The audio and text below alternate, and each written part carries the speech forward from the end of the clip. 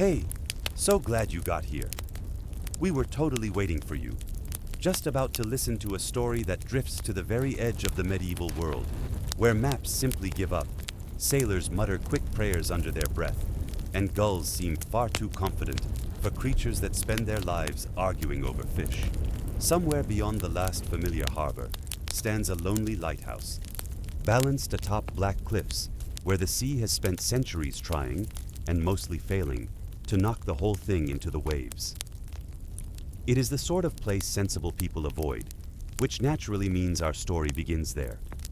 So, before you get comfortable, take a moment to like the video and subscribe, but only if you genuinely enjoy what I do here. And while you're settling in, tell everyone in the comments where you're listening from and what the local time is where you are. It's always fascinating to imagine this story traveling farther than any medieval sailor ever could. Now, settle in, get comfortable, and just relax. Today's tale starts like this.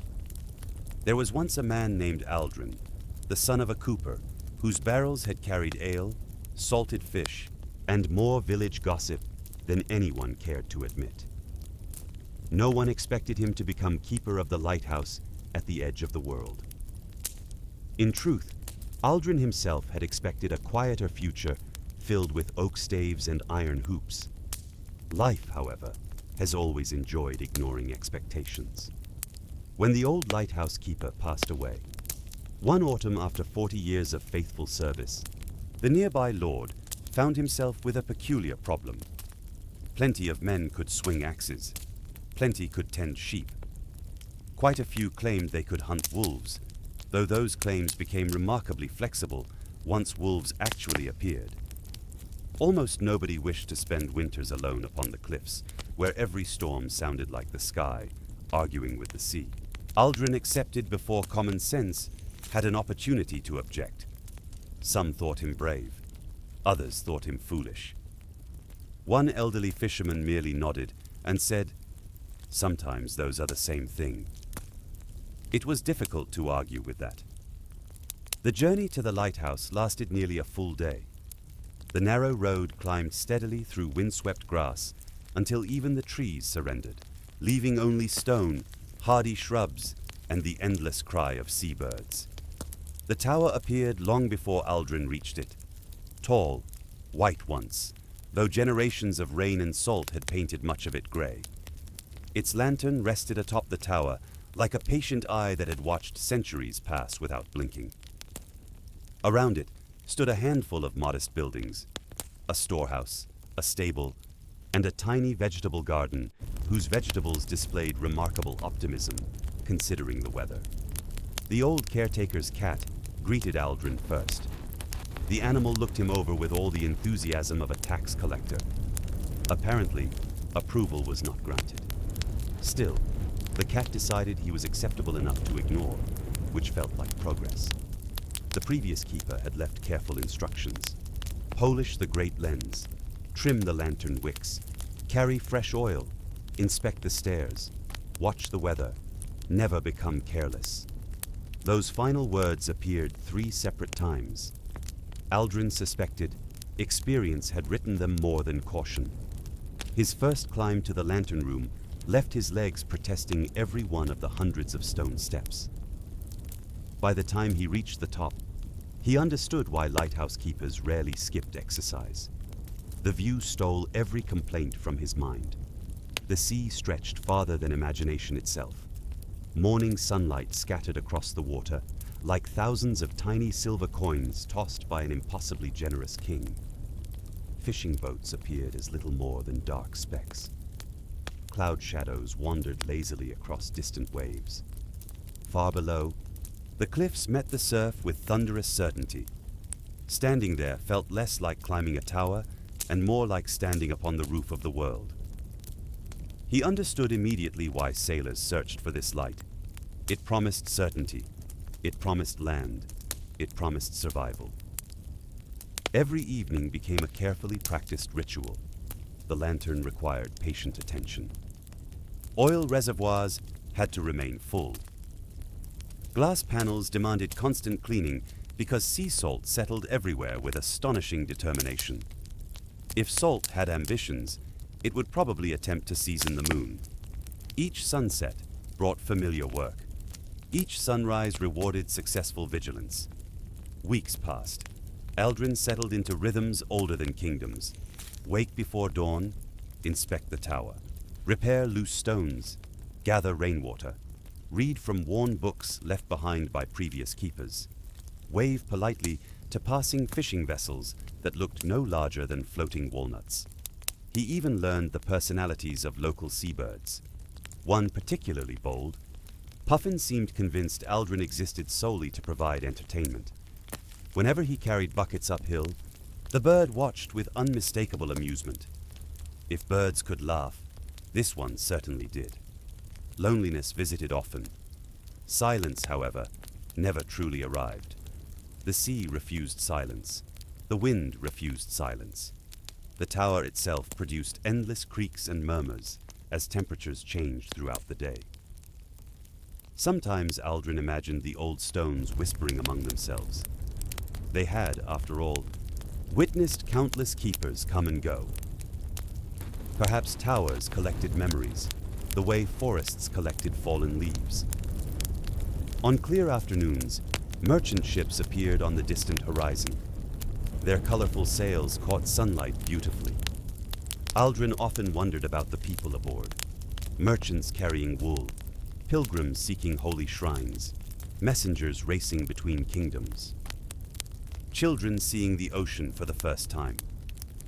Every ship represented hundreds of ordinary lives, depending upon one steady flame atop one lonely tower.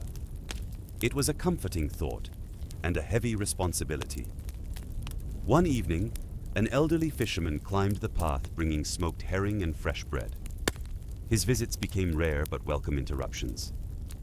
The old man watched sunset paint the western sky crimson. "They still tell stories about these waters," he said quietly. Aldrin smiled. "Sailors always tell stories." "They do," the fisherman nodded. "But stories usually begin somewhere." A cool breeze swept across the cliffs. "The sea beyond the lighthouse isn't empty," the fisherman continued. "Not the way most folk imagine." Aldrin waited.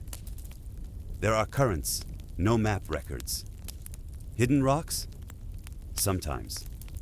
The fisherman tore off another piece of bread. "And sometimes, other things." Aldrin chuckled softly. "You're trying to frighten the new keeper." "If I wished to frighten you," the old man replied, "I'd discuss taxes." That earned genuine laughter. Even the gulls seemed briefly offended by being interrupted. The fisherman eventually stood. "Whatever happens," he said, "keep the light burning." "I intend to." "No." The old man's eyes lingered on the lantern above. "I mean whatever happens." He departed before Aldrin could ask another question. That night, clouds gathered earlier than expected. The wind strengthened. Rain lashed against the tower. The lantern burned steadily, despite every assault the weather could invent. Hours passed. Midnight approached. Aldrin inspected the flame once more. Everything remained exactly as it should. Then, while gazing eastward through streaming rain, he noticed something. Far beyond every familiar shipping lane, a single faint light. It flickered, vanished, returned. Too distant to be another lighthouse, too steady to be lightning, too deliberate to ignore. Aldrin leaned closer to the glass. The mysterious glow remained for only a few heartbeats before disappearing completely into darkness. The sea looked empty once again. Only waves, only rain, only night. Yet somehow, the silence afterward felt different, as though the horizon itself had quietly acknowledged his attention. The lighthouse flame continued to shine behind him, warm and unwavering against the storm, while somewhere beyond the edge of every trusted chart, something had answered the darkness with a light of its own. Morning arrived without ceremony. No golden sunrise spilled across the sea. No cheerful chorus of birds welcomed the day. Instead, The world emerged from a blanket of gray mist, so thick that the cliffs seemed to end only a few yards from the lighthouse, as though the rest of creation had quietly wandered away during the night. Aldrin stood in the lantern room with a warm mug of oat broth clasped between both hands, watching the fog drift in slow currents beneath him. He had slept little. Every time he had closed his eyes, he had pictured that impossible light. A ship? Perhaps. Another tower? Impossible. No chart he had studied mentioned any beacon beyond his own. Then again, charts were drawn by people. The sea had never shown much respect for ink. He polished the great lens with practiced care, though his thoughts drifted elsewhere. Every pane of glass reflected his own puzzled expression before returning his gaze to the blank whiteness outside. The cat wandered into the lantern room, stretched with theatrical determination, and stared directly toward the eastern sea. "You saw nothing either?" Aldrin asked. The cat blinked once. It was exactly the sort of answer one should expect from a cat. The routine continued. Oil levels, wick inspection, stonework, rain barrels. Every task grounded the mind. That, Aldrin realized, was one hidden purpose of routine. It left little room for fear to grow into something larger. By midday, the fog began to lift, revealing waves rolling beneath low clouds. The wind had shifted. It carried a strange scent, not fish, not seaweed, not rain. Something sharper, almost metallic, like cold iron left outside through a long winter. He paused beside the cliff's edge and breathed deeply. The smell disappeared almost immediately. Perhaps imagination had joined the weather in playing tricks. Still, he made a quiet note of it. The afternoon brought rough seas, not violent enough to threaten experienced sailors, just uncomfortable, the sort of water that reminded everyone aboard a ship that the sea was perfectly capable of changing its mind. Whitecaps chased one another across the surface. Spray exploded against the rocks far below.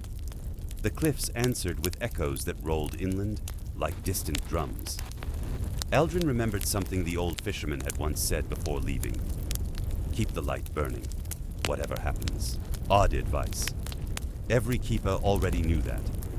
Unless the warning had meant something else. He frowned. There was little use chasing mysteries that refused to explain themselves. Better to split firewood. Firewood, at least, behaved honestly.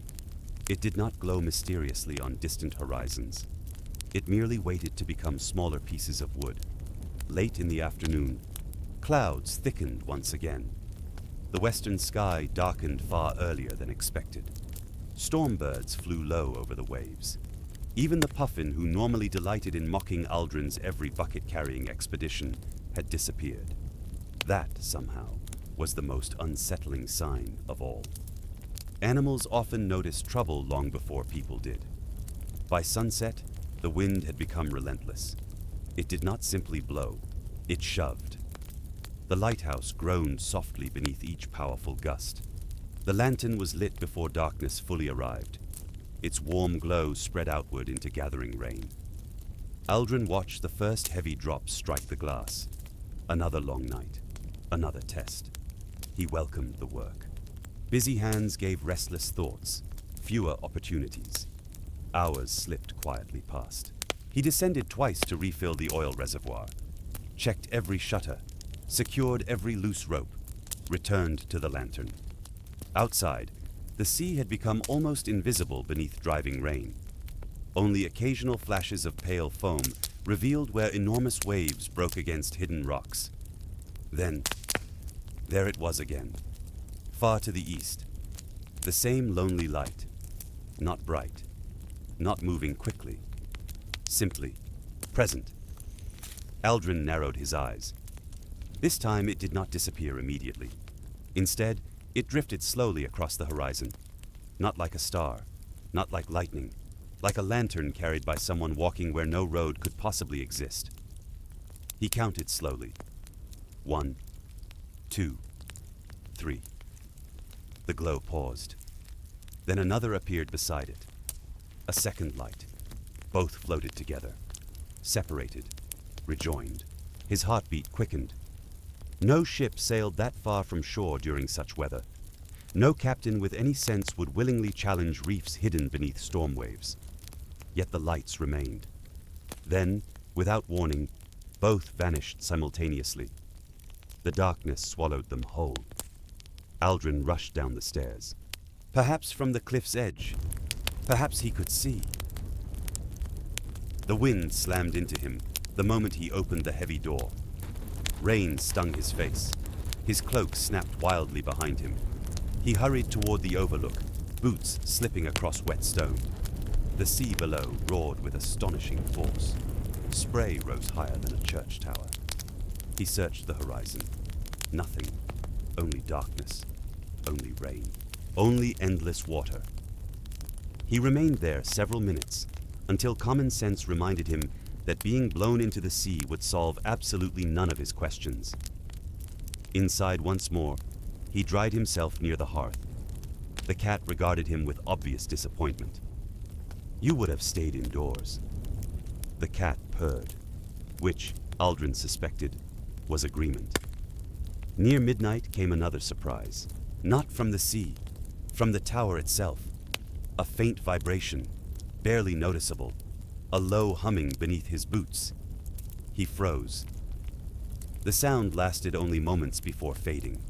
He walked the circular floor carefully. Nothing appeared broken. The great lens remained secure. The flame burned evenly. The stone walls showed no cracks, yet the vibration had been real. He knew the tower well enough now to recognize every ordinary sound. This had not been ordinary. He listened. Only wind, only rain, only the familiar breathing of ancient masonry. Perhaps lightning had struck somewhere distant. Perhaps still. The uncertainty lingered. Unable to sleep afterward, Aldrin searched through the shelves of worn books left by previous keepers. Most contained weather observations, supply records, passing ships, simple notes about repairs, useful, practical, entirely predictable. Until he found one thinner journal tucked behind the others.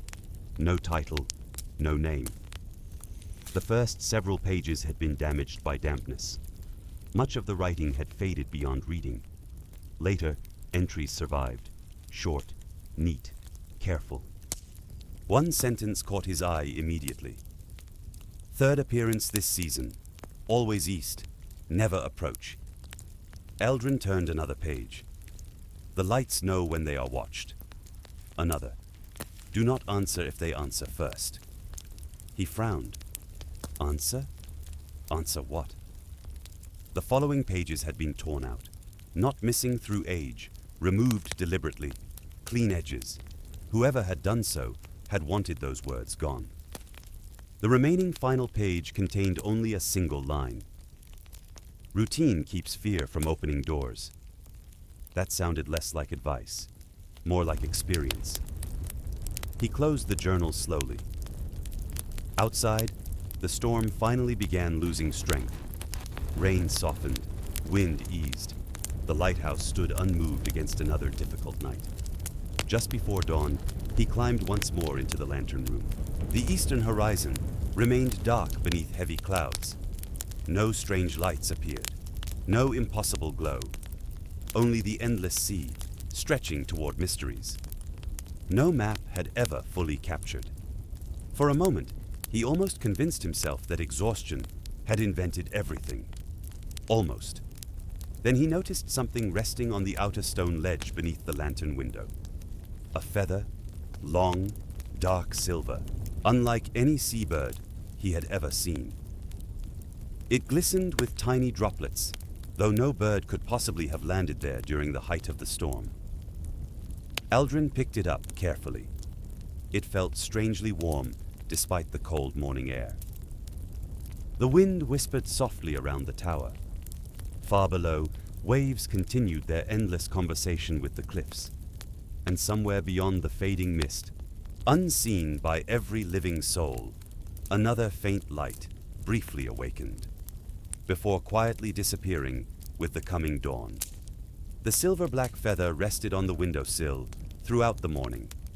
Aldrin had considered throwing it into the sea at least 5 separate times. Each time, he found a different excuse not to. Perhaps it belonged to some distant seabird, blown wildly off course. Perhaps it had become lodged in the stonework long before last night's storm. Perhaps curiosity simply outweighed caution. Curiosity has always possessed an unfortunate talent for dressing itself as perfectly reasonable behavior. The feather remained where it was. The morning skies cleared slowly, revealing a restless ocean flecked with white foam. Sunlight returned in scattered patches, glimmering across the waves as though the sea itself could not quite decide whether it wished to appear welcoming. Aldrin completed his usual inspections. The lantern lens sparkled after another careful polishing. The oil stores remained full. The stone staircase showed no signs of damage despite the fierce winds. Routine, he reminded himself. Routine keeps fear from opening doors. The mysterious journal had repeated those words. He found himself repeating them as well. The cat, meanwhile, had decided that routine included sleeping across whichever doorway Aldrin intended to use next. It was a strategy both highly effective and mildly insulting. "You guard the lighthouse," Aldrin told the animal. "I guard the doors." The cat yawned. Clearly, management disagreed. By midday, the weather had grown unusually calm. Too calm. The waves still rolled steadily below, but the wind had nearly vanished. Even the gulls circled in silence. The quiet settled over the cliffs like a heavy blanket. It reminded Aldrin of stories told by sailors who claimed the sea occasionally held its breath. He had always assumed that was poetry. Standing there now, he was less certain. Far out on the water, something caught his attention. Not the strange lights, not yet. A piece of timber drifted slowly among the swells. Then another, a barrel, fragments of rope, broken planks, the scattered remains of a ship. Aldrin narrowed his eyes. The wreckage stretched farther than he first realized. It had not been there yesterday. A storm powerful enough to destroy a vessel had indeed swept through the night. He scanned the water. No sails, no intact hull. Then, movement. A small boat, barely visible between the swells. It rose upon one wave before sinking behind another. Someone was rowing. No, several people. Aldrin hurried down the lighthouse stairs, 2 at a time. The narrow path leading toward the rocky inlet was steep, twisting through patches of coarse grass and loose stone. It was the only place where a boat could hope to land without immediately shattering itself against the cliffs. As he reached the shore, the little craft emerged from the mist. 4 figures occupied it. 3 rowed weakly. The 4th remained motionless beneath a sodden cloak. The boat scraped against the stones with an unpleasant grinding sound. Aldrin stepped forward immediately. The first survivor nearly collapsed while climbing ashore. His beard dripped seawater. His hands shook from exhaustion. Another man helped an elderly woman onto the rocks with remarkable gentleness, despite his own obvious fatigue. The final passenger remained still. A young man, alive, breathing but unconscious. Together they carried him above the tide line. For several long moments, no one spoke. The survivors simply sat upon the damp grass, staring back toward the sea, not with relief, with fear. Aldrin had seen frightened people before. This looked different. This was the expression of people expecting something to follow them. "You've had a terrible crossing," he said softly. The bearded sailor nodded without lifting his gaze. "Our ship?" A pause. "Gone." "The storm?" Another pause. The storm helped. The answer settled uneasily between them. Aldrin offered water from his flask. The elderly woman accepted with trembling hands. After drinking, she whispered a quiet prayer under her breath, not of gratitude, of protection. He noticed the others doing the same. No one looked toward the eastern sea, not once. Eventually, they climbed the path toward the lighthouse. Warmth, dry clothing, simple food. These came before questions. Even frightened strangers deserved that much. Inside the keeper's cottage, a fire crackled brightly. The survivors sat close to its warmth. Steam rose from damp cloaks hung near the hearth. The unconscious youth slowly regained awareness after drinking warm broth. His eyes opened suddenly, wide, searching every corner of the room. Only after spotting the lighthouse through the window did he finally relax. Barely. Aldrin prepared coarse bread, smoked fish, and onions. Simple fare. Yet the travelers ate with astonishing gratitude. One sailor even smiled faintly. "A feast," he murmured. Aldrin looked at the meal. "I admire your optimism." That earned the first genuine laugh since their arrival. It lasted only a heartbeat. Still, it was progress. Hours passed before conversation returned naturally. The bearded sailor introduced himself as Thomas. They had departed from a northern port 6 days earlier aboard a sturdy merchant vessel carrying wool, wax, and iron tools. Nothing unusual. The voyage had begun peacefully. Good winds, clear skies, steady progress. Then came the fog. "It rose too quickly," Thomas said quietly. "Fog often does." He shook his head. "No. This one climbed from the water." Aldrin listened. The sea became quiet. Again that word. Quiet. The birds disappeared. Aldrin remembered the missing puffin. "The compass?" Thomas gave a puzzled look. "We don't carry such things." Of course, most sailors still relied upon stars, coastlines, and experience. He corrected himself. The sun? Hidden. The shoreline? Gone. The elderly woman finally spoke. There were lights. The room fell silent. Aldrin felt every muscle tighten. "What sort of lights?" She hesitated. "Walking." His heartbeat quickened. "Walking." Across the water. No one contradicted her. Instead, every survivor stared into the fire. One of the younger sailors quietly rubbed a wooden charm hanging beneath his tunic. A simple carving of St. Nicholas, patron of sailors. His fingers never stopped moving. "They came closer," Thomas continued. "We thought another vessel approached." "It wasn't?" He shook his head. "We never saw a ship. Only lights." Aldrin said nothing. There were voices. The young sailor whispered those words so softly they nearly vanished beneath the crackling fire. "What did they say?" "I don't know." "You heard them?" "Yes." "In what language?" He swallowed hard. "My own." The silence afterward seemed heavier than stone. Each survivor stared at the flames. Each avoided looking toward the windows. Aldrin realized something then. They had not escaped only a storm. They believed they had escaped something else entirely. As evening approached, the weather cleared almost completely. Golden sunlight illuminated the cliffs. The sea sparkled peacefully. Had anyone arrived that afternoon, they would have laughed at tales of haunted waters. Nature possesses an extraordinary talent for pretending innocence. The survivors chose to remain another night before attempting the journey inland. None wished to sail again soon. Aldrin understood completely. After supper, Thomas stepped outside with him. Together, they watched the western sky deepen into shades of amber. "You've seen them," Thomas said quietly. Aldrin did not answer immediately. "I've seen lights."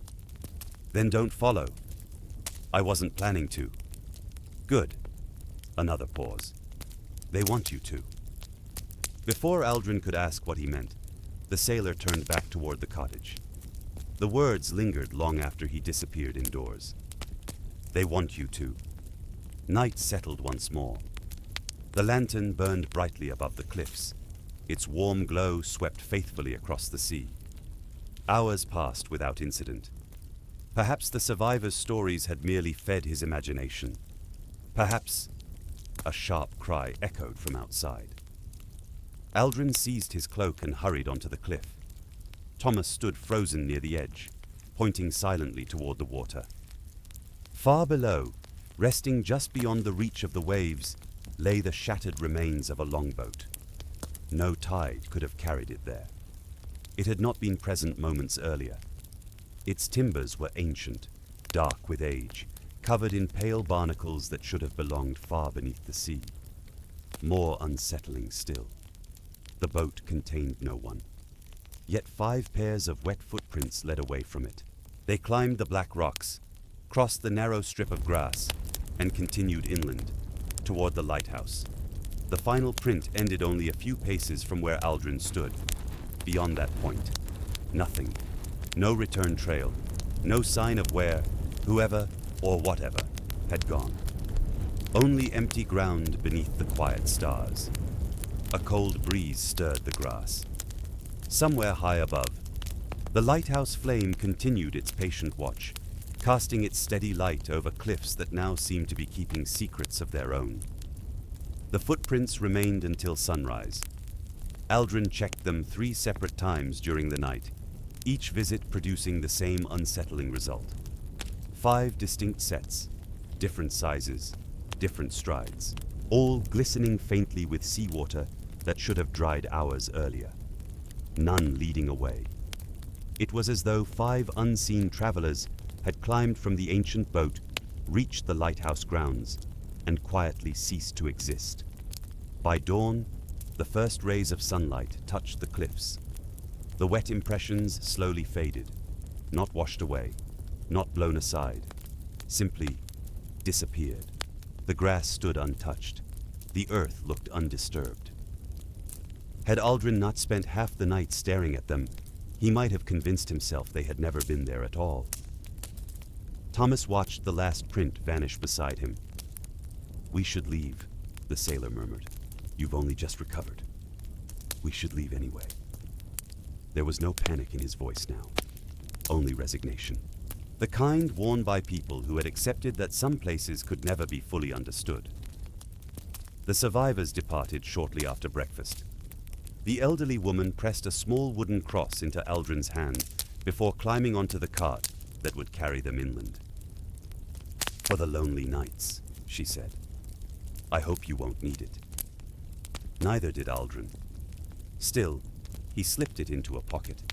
It seemed impolite to argue with blessings. As the cart disappeared along the winding road, silence reclaimed the cliffs. The lighthouse stood alone once more.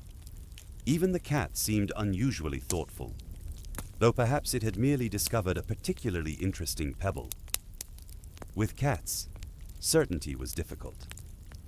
The day unfolded beneath clear skies. For the first time in many mornings, the sea looked almost welcoming. Gentle swells rolled lazily toward the rocks. Sunlight danced upon the surface. Fishing boats returned to familiar waters. From a distance, laughter drifted faintly across the waves. It felt impossible that the same sea had inspired such fear only hours before. Nature excelled at changing costumes. A wolf wearing flowers remained a wolf. The thought lingered with Aldrin as he resumed his duties. Routine. Always routine. He scrubbed soot from the lantern housing, repaired a loose hinge on the storehouse door, turned the vegetable garden's soil, discovering that potatoes possessed an almost heroic determination to survive terrible weather. He admired that. If vegetables ever founded a kingdom, potatoes would undoubtedly become its generals. By midday, curiosity finally defeated caution. The old journal lay upon the table beside his meal. He read every surviving page again. Weather observations, supply notes, brief remarks about passing ships. Nothing unusual. Only those strange scattered entries broke the pattern. 3rd appearance this season. Never approach. Routine keeps fear from opening doors. Who had written them? The handwriting differed from the official records. Smaller, sharper, more hurried. Perhaps an assistant keeper, perhaps a visitor, perhaps the old keeper himself. During years he preferred not to discuss. Aldrin searched the cottage thoroughly. Cupboards, shelves, storage chests. Nothing. Then he remembered something the previous keeper had mentioned years ago when they had briefly met in the nearby village. The tower has old bones. At the time, Aldrin had assumed he meant ancient foundations. Now he wondered. He carried a lantern into the tower itself. The circular staircase wound endlessly upward, but he began descending instead, below the main floor, below the storage level. There, hidden behind stacked oil barrels, he noticed something unusual. One section of the stone wall looked newer than the rest. Not new, merely less ancient. The mortar differed slightly in color. Someone had repaired or concealed something. He rolled the barrels aside one by one. The work took nearly an hour. Dust rose into the air. His back protested.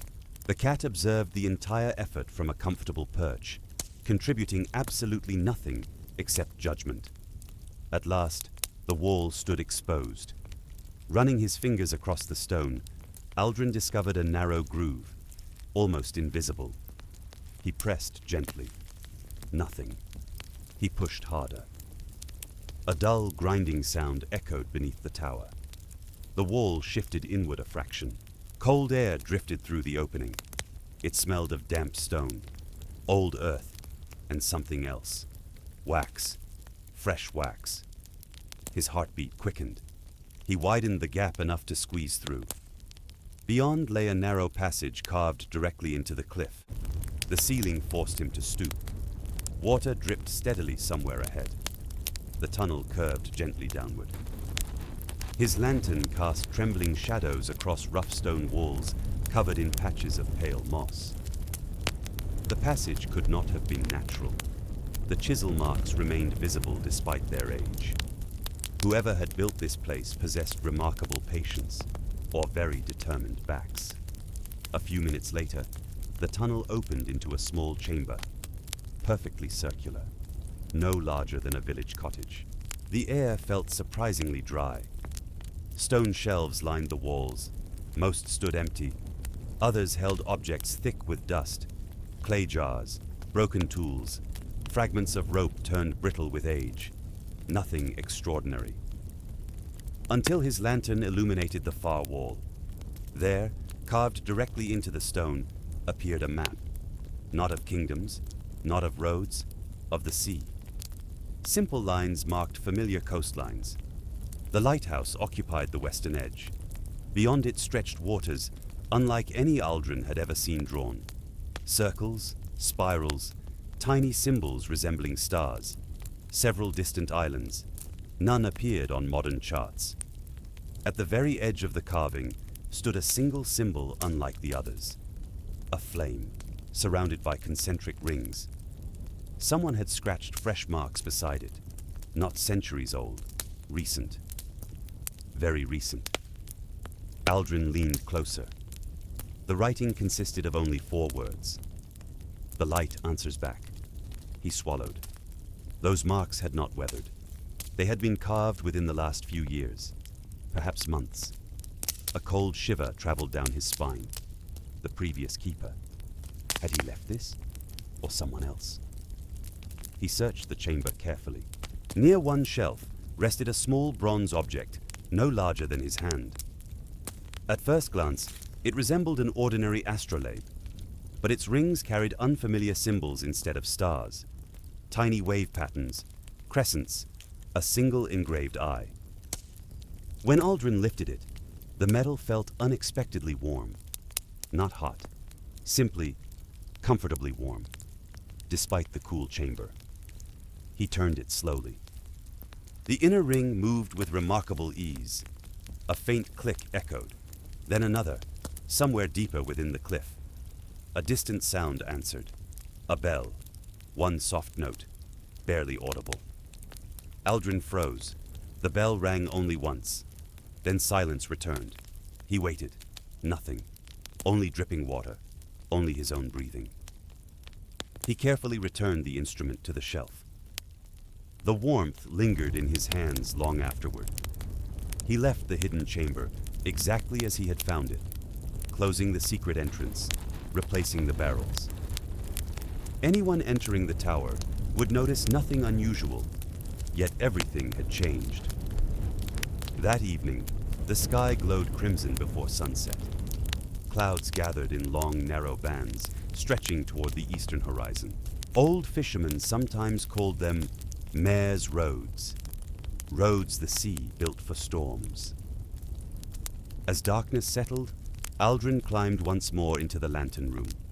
The great beacon flared steadily into life.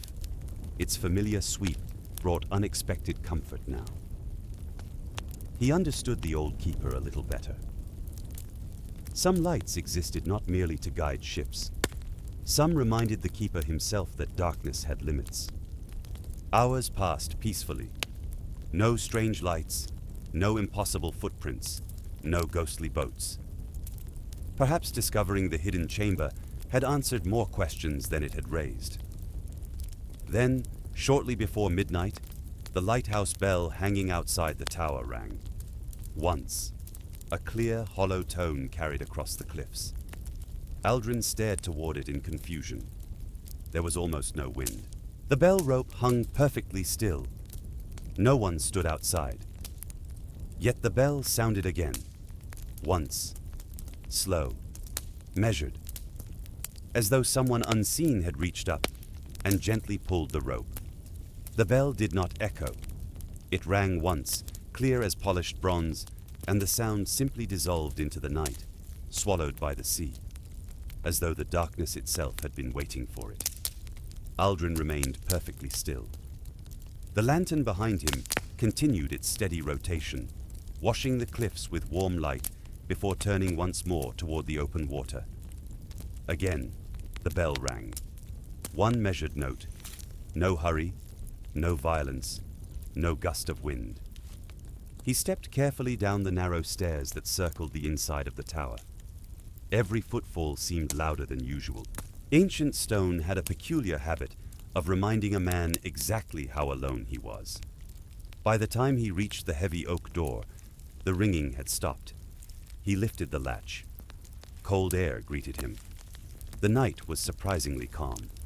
Clouds drifted slowly across a sky crowded with stars, and the moon hung low over the western sea, casting pale silver across the cliffs. The bell swung gently, not wildly, only enough to suggest it had recently moved. Its rope dangled freely. No footprints surrounded its wooden frame. Aldrin placed one hand upon the bronze. It was cool, entirely ordinary. He almost laughed at himself. Almost. "You've become suspicious of bells now," he muttered. The cat appeared beside the doorway, sat neatly upon its haunches, and stared toward the eastern horizon. Not at Aldrin. Past him. Its ears stood forward. Its tail became perfectly still. That unsettled him more than the bell. Animals often noticed changes long before people did. He followed the cat's gaze. Nothing. Only darkness stretching across an endless sea.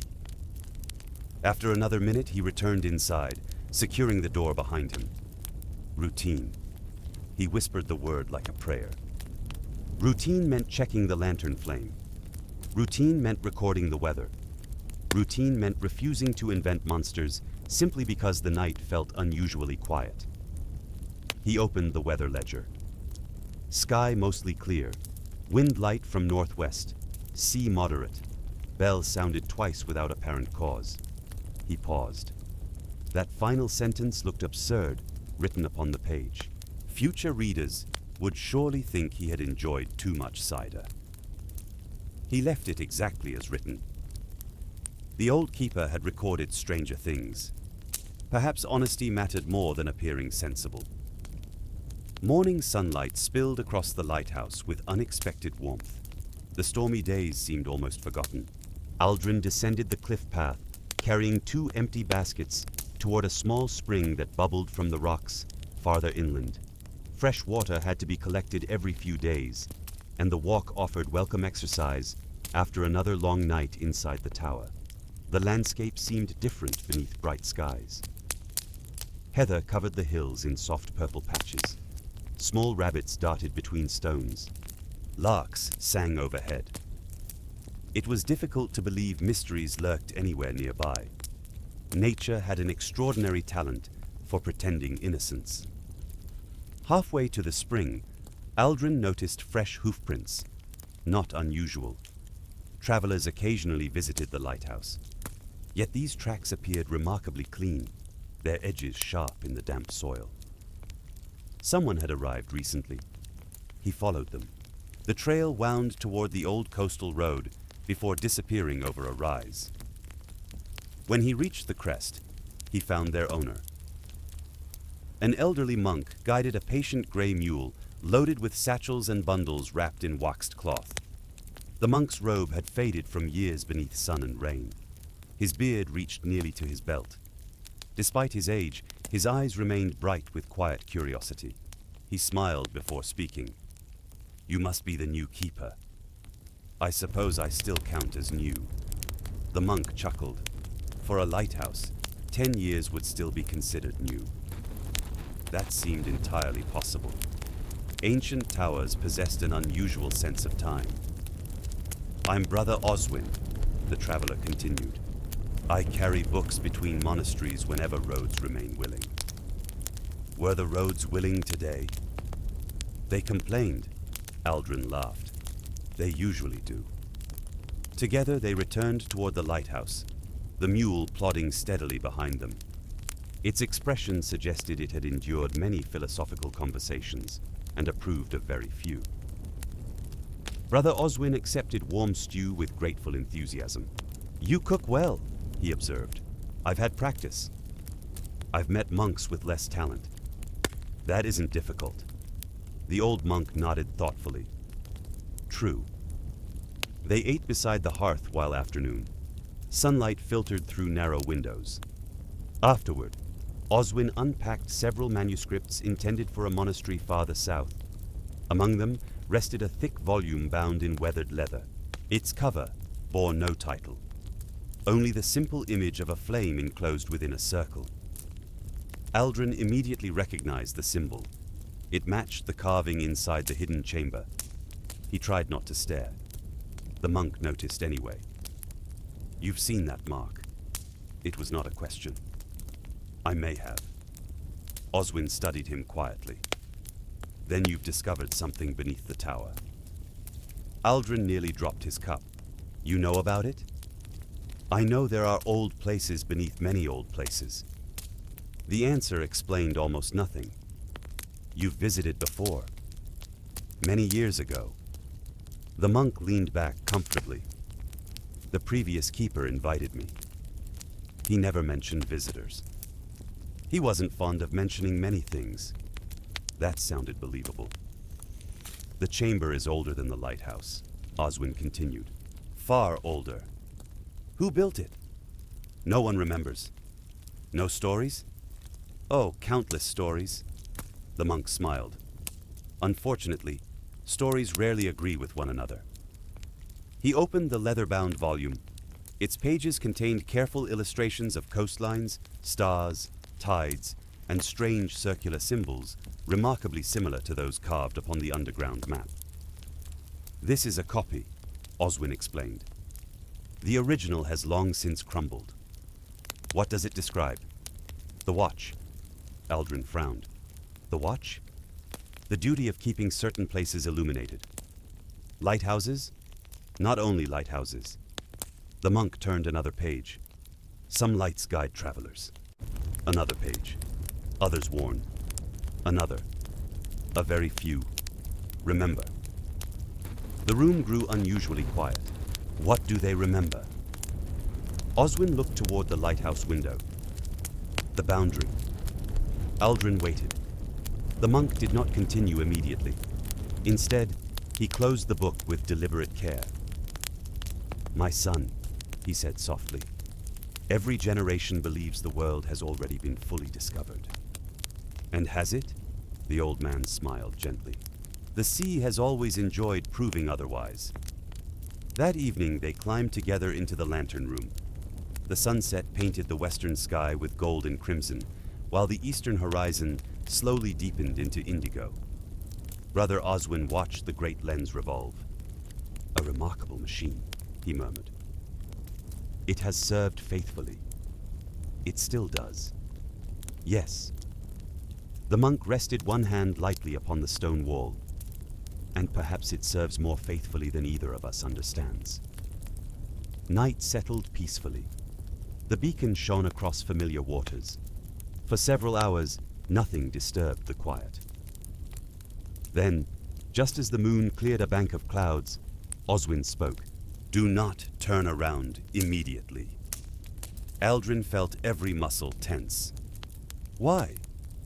Because someone is standing at the bottom of the stairs.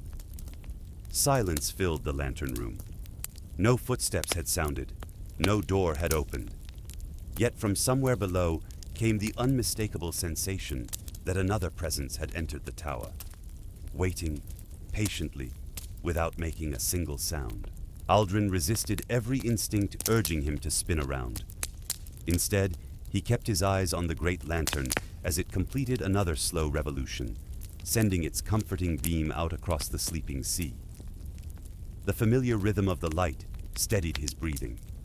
One sweep. Darkness. Another sweep. Light again. Beside him, Brother Oswin remained perfectly composed, his weathered hands folded loosely over the top of his walking staff. How long? Aldrin whispered. It arrived while you were watching the horizon. You can hear it? No. The monk smiled faintly. I can fail to hear everything else. That was hardly an explanation. The silence behind them possessed a strange weight, as though the narrow staircase had become occupied by something that respected quiet more than speech. Several heartbeats passed, then several more. Finally, Oswin nodded. You may look now. Aldrin turned. The spiral staircase stood empty. No traveler, no sailor, no shadow, only worn stone steps disappearing downward into darkness. I told you someone was standing there, Oswin said. You also told me not to look. And now no one is. Aldrin frowned. I don't enjoy conversations that become more confusing after the explanation. Then avoid scholars. The remark drew an unwilling smile. Even so, a chill lingered between his shoulders. He took up the lantern and descended the staircase carefully. Each level of the tower appeared exactly as he had left it. The storage room remained orderly. The kitchen hearth still glowed softly. The front door was barred from within. Even the cat seemed entirely unconcerned. It lay stretched across a patch of moonlight with the complete confidence of a creature convinced that all difficult problems belonged exclusively to humans. Cats, Aldrin reflected, had perfected wisdom through selective responsibility. He returned to the lantern room. Nothing. I expected as much, Oswin replied. You expected nothing. I expected you would find nothing. Aldrin sighed. You're remarkably calming until you begin explaining things. The next morning dawned crisp and bright. Brother Oswin prepared to continue his journey south, carefully loading his books onto the patient gray mule. Before departing, he handed Aldrin a small bundle wrapped in linen. Inside lay a simple candle of pale beeswax. Unlike ordinary candles, faint lines had been pressed into its surface, forming tiny circles around the wick. It burns slowly, Oswin said. When should I use it? When the lighthouse light cannot answer your questions. Aldrin looked from the candle to the monk. I don't understand. You aren't supposed to. The old man smiled kindly. Not yet. With that, he climbed onto the road, the mule following with practiced determination. Within minutes, both disappeared beyond the rolling hills, The lighthouse felt noticeably quieter afterward. The afternoon brought unexpected visitors. 3 fishermen landed in the sheltered cove, carrying baskets of fresh cod. They had traded fish with the lighthouse for years, exchanging part of their catch for lamp oil and preserved vegetables. The eldest among them, Garrick, removed his cap respectfully. "Fine weather." "It almost worries me," Aldrin admitted. Garrick laughed. "Aye, the sea's being polite."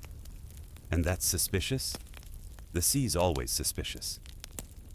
While they unloaded supplies, Aldrin casually asked whether anyone had seen unusual lights offshore. The fishermen exchanged glances. The youngest answered first. "My grandfather used to speak of them."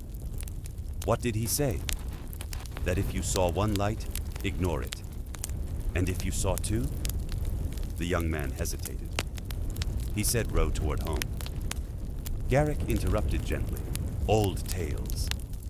But you've heard them. We all have." The older fisherman tied another rope around a basket. "Doesn't mean they're true. Do you believe them?" Garrick looked toward the eastern horizon before answering. "I believe experienced sailors don't invent the same story for 400 years." No one spoke after that. Later that day, Aldrin returned to the hidden chamber beneath the lighthouse. This time, he carried parchment, charcoal, and measuring cord. If the mysterious sea map meant something, he intended to copy it before damp or time erased it forever. The chamber welcomed him with the same cool stillness. Nothing had moved. The bronze instrument rested exactly where he had left it. The carved map waited silently upon the far wall. Working slowly, he began sketching every coastline, every spiral, every tiny symbol. Hours slipped past unnoticed. Only when he reached the flame carved near the map's eastern edge did he pause. He had overlooked something before. Beneath the symbol ran a series of shallow grooves, not decorative, purposeful. He brushed away centuries of dust. The grooves connected the carved flame to several distant islands by almost invisible lines, like roads or currents. He traced one gently with his fingertip. It led directly toward the lighthouse. A curious thought occurred to him. What if this was not a map showing places? What if it showed connections? He sat back. The idea lingered. Ancient builders often hid meanings inside symbols rather than words. Perhaps every lighthouse was never meant to stand alone. Perhaps each belonged to something much larger. His gaze drifted toward the bronze instrument. It suddenly resembled less an ornament and more a key. He reached for it again. The metal felt warm. As before, its inner rings turned smoothly beneath his fingers. 1 click, 2, 3. This time he stopped before the 4th. Nothing happened. No distant bell, no vibration, only silence. Satisfied, he carefully returned it to the shelf. As he stood to leave, something caught his eye. Fresh dust had fallen from the ceiling, only a little, enough to reveal a narrow crack running across the opposite wall. He approached cautiously. The crack outlined another doorway, smaller than the first, hidden even more carefully. He pressed against the stone. Nothing. He searched for grooves. Nothing, no hinges, no latch. Merely an ancient sealed entrance that seemed determined to remain exactly that, for now. That evening, thick fog rolled in before sunset. Not storm fog, gentle fog. It flowed over the sea in smooth white ribbons until the lighthouse appeared to stand upon an island of stone, floating above clouds. The beacon was lit early. Its golden light carved broad paths through the mist. Visibility shrank to only a few hundred paces. Ship bells echoed faintly somewhere beyond sight. Aldrin listened carefully, judging their distance as every keeper learned to do. 1 vessel, perhaps 2, both steering safely toward open water. Then, another sound. Not a bell. A voice. Soft. Far away. His name. Aldrin. He froze. The voice came again, barely louder than the whisper of waves against rock. Aldrin. It sounded familiar, painfully familiar. His father. Impossible. His father had died 7 winters earlier. The voice drifted from somewhere below the cliffs. Warm, gentle, almost cheerful. As if calling you home, Oswin had once said of certain things. Aldrin gripped the stone window frame until his knuckles whitened. The voice came a third time. Closer now. Aldrin. His feet almost moved before his mind caught them. Almost. Then he remembered Thomas's warning. They want you to. Without another glance toward the fog, he stepped back from the window and turned deliberately toward the great lantern. Its steady flame reflected 100 times through polished glass. He fixed his eyes upon that dependable light. Slowly, very slowly, the voice faded into the mist. Outside, unseen beyond the white curtain covering the sea, something seemed to wait in patient silence, as though pleased that the keeper had passed his first true test.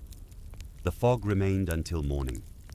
It did not lift with the sunrise, nor did it thin beneath the growing light.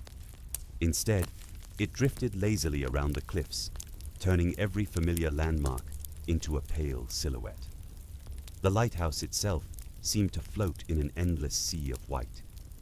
Aldrin had not slept. The voice had faded, but its memory lingered. It had not merely sounded like his father. It had spoken with the same patient warmth, the same quiet confidence that had once filled their small workshop whenever a stubborn barrel refused to cooperate. That troubled him more than fear itself. Fear often shouted, memory whispered. He climbed into the lantern room before dawn and extinguished the great flame. As daylight slowly strengthened. The moment the lantern went dark, the silence inside the chamber felt unusually deep, not empty, expectant. Almost immediately, the cat trotted up the final steps and brushed against his boots before sitting squarely in front of the lens. You don't usually come up here this early. The cat looked toward the eastern windows. Its ears twitched once. Aldrin followed its gaze. The fog still concealed everything beyond a few 100 yards. Yet something moved within it. Not a person, not clearly. Merely a darker shape gliding behind the white curtain before disappearing again. He blinked.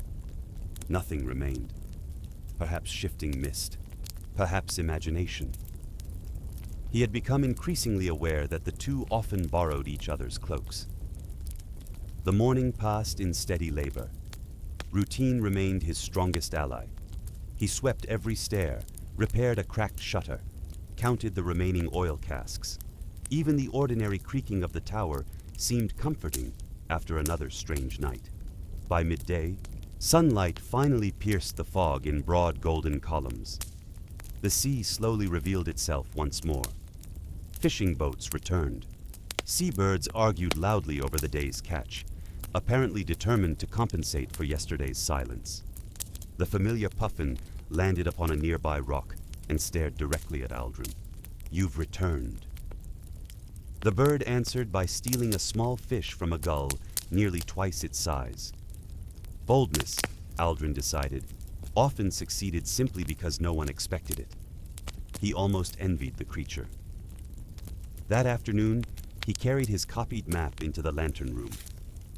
Spread across the wooden table, the ancient carving revealed details he had overlooked underground. The islands beyond the known sea formed an almost perfect circle.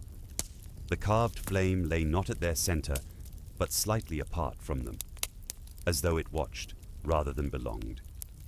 His finger traced one of the engraved lines leading westward. It ended precisely where the lighthouse stood. Another line stretched toward a distant island, marked only with a crescent. Another reached a symbol resembling a bell. A fourth simply vanished beyond the edge of the carving. The builders had known there was more ocean than they could record. That realization felt oddly comforting. Even ancient people had accepted that some mysteries deserved blank spaces. Late in the afternoon, a flock of ravens arrived. Not one or two, nearly 20. They settled across the cliffs in unusual silence. Ravens often called to one another constantly. These did not. They simply watched the sea. Every beak pointed east. Every black eye remained fixed upon the horizon. Aldrin had never witnessed anything similar. The cat noticed them as well. Instead of crouching to hunt, it remained beside the doorway, tail wrapped neatly around its paws. Respect, it seemed, had replaced curiosity. An old tale drifted back into Aldrin's memory. His grandmother had once claimed ravens gathered where old roads crossed invisible ones. As a child, he had imagined birds waiting politely at intersections. The image still amused him. Yet standing among those silent birds, the story no longer felt entirely foolish. Near sunset, the first ship appeared, a small merchant cog hugging the coastline. Its captain clearly preferred familiar waters to open sea. Aldrin raised a signaling flag from the tower. The vessel answered with 2 horn blasts before continuing south. Moments later, another ship emerged farther offshore, then another. Within an hour, 5 vessels had passed the lighthouse, more traffic than usual. Trade season had begun. With every safe passage, Aldrin felt the familiar satisfaction of useful work. Whatever mysteries surrounded the tower, its purpose remained unchanged. People depended upon this light. That simple truth anchored him more firmly than any chain. Darkness arrived beneath a sky crowded with brilliant stars.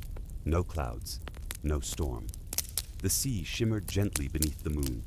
It should have been the most peaceful night of the season. Instead, unease settled quietly inside the tower. Just after midnight, Aldrin noticed something unusual. The beam from the lighthouse stretched farther than normal, not brighter, farther. He frowned. That was impossible. Light obeyed its own rules, yet the golden sweep seemed to reach across impossible distances, disappearing into the eastern darkness without fading.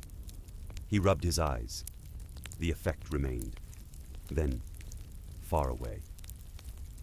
A single point of light answered, not approaching, not retreating, merely shining. 1 became 2, 2 became 3, 3 became a gentle arc of distant lanterns hovering above the sea. Unlike before, they did not wander. They remained perfectly still, as though waiting. Aldrin instinctively reached for the bronze instrument he had slipped into his satchel earlier that day. He had not meant to remove it permanently from the hidden chamber. Curiosity had simply traveled home with him. The metal felt warm, warmer than before. Without thinking, he rotated the smallest ring. A quiet click echoed across the sea. One of the distant lights vanished. He froze. Slowly, cautiously, he turned the ring back. The light returned. His breath caught. The instrument was not merely ancient, it was connected. To what? He could not yet guess. He tried a second ring. This time the lighthouse itself responded. The great lens emitted a low, resonant hum, so soft that he felt it more in his chest than in his ears. Outside, the arc of distant lights shifted together by a single degree, like stars slowly turning around an unseen center. Aldrin immediately stopped. The humming faded. The sea returned to silence. He stared at the instrument resting in his hands. It was no mapmaker's ornament, nor a navigator's tool. It was part of the lighthouse. Or perhaps, the lighthouse had always been part of it. Below, somewhere, deep within the ancient stone foundations, there came the faintest sound. Not a bell, not footsteps. A heavy mechanism awakening after centuries of sleep. A deep, measured rumble rose through the stone beneath Aldrin's boots. It was not the violent shaking of an earthquake, nor the hollow complaint of aging masonry settling against itself.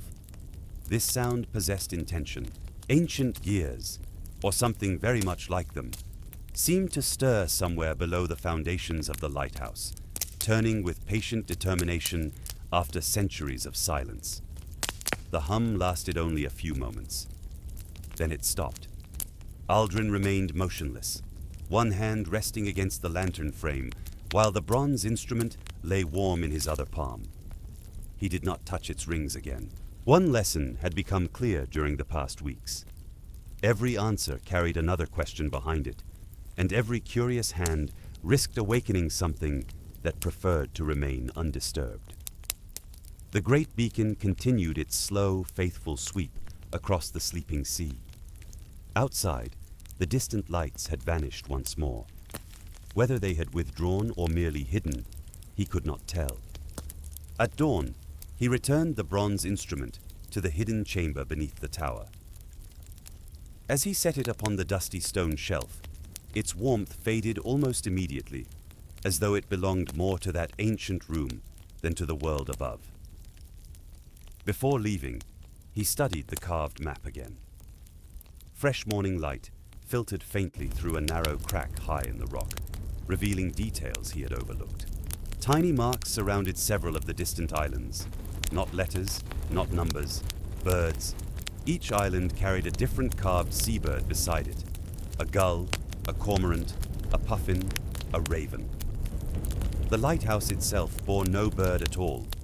Instead, beside its symbol, someone had engraved a simple circle that remained unfinished, as though the mason had intended to return one day and never had. Aldrin traced the empty circle with a fingertip before quietly making his way back to the tower. The day unfolded beneath bright skies and gentle winds.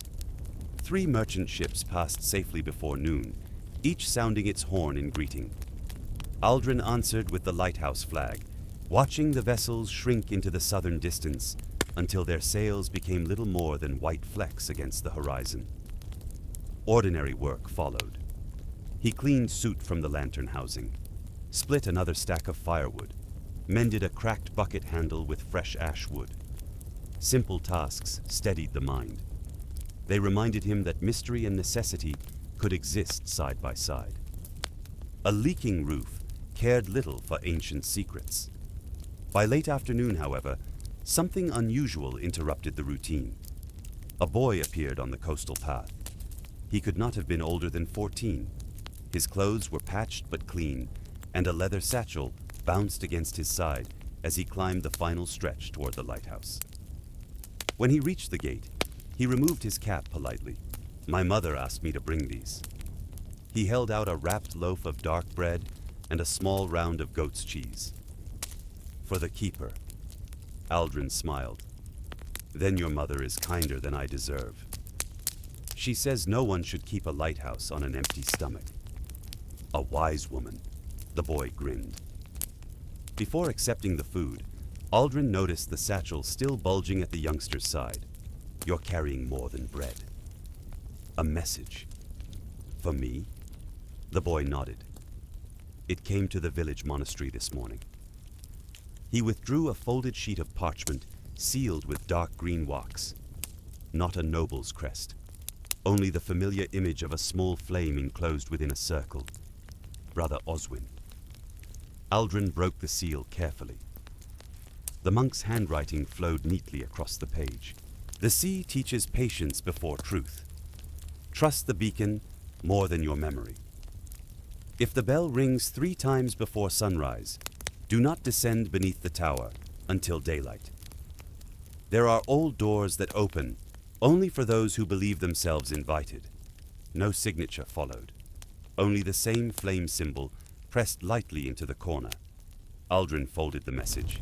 The boy accepted a mug of warm broth before beginning the journey home. Just before leaving, he paused. "My grandfather says ravens came back." "They did. He says they've only done that once before." "When?" The boy looked toward the eastern sea. "The year the old keeper stopped speaking for an entire month." Before Aldrin could ask another question, the lad tipped his cap and disappeared down the winding path.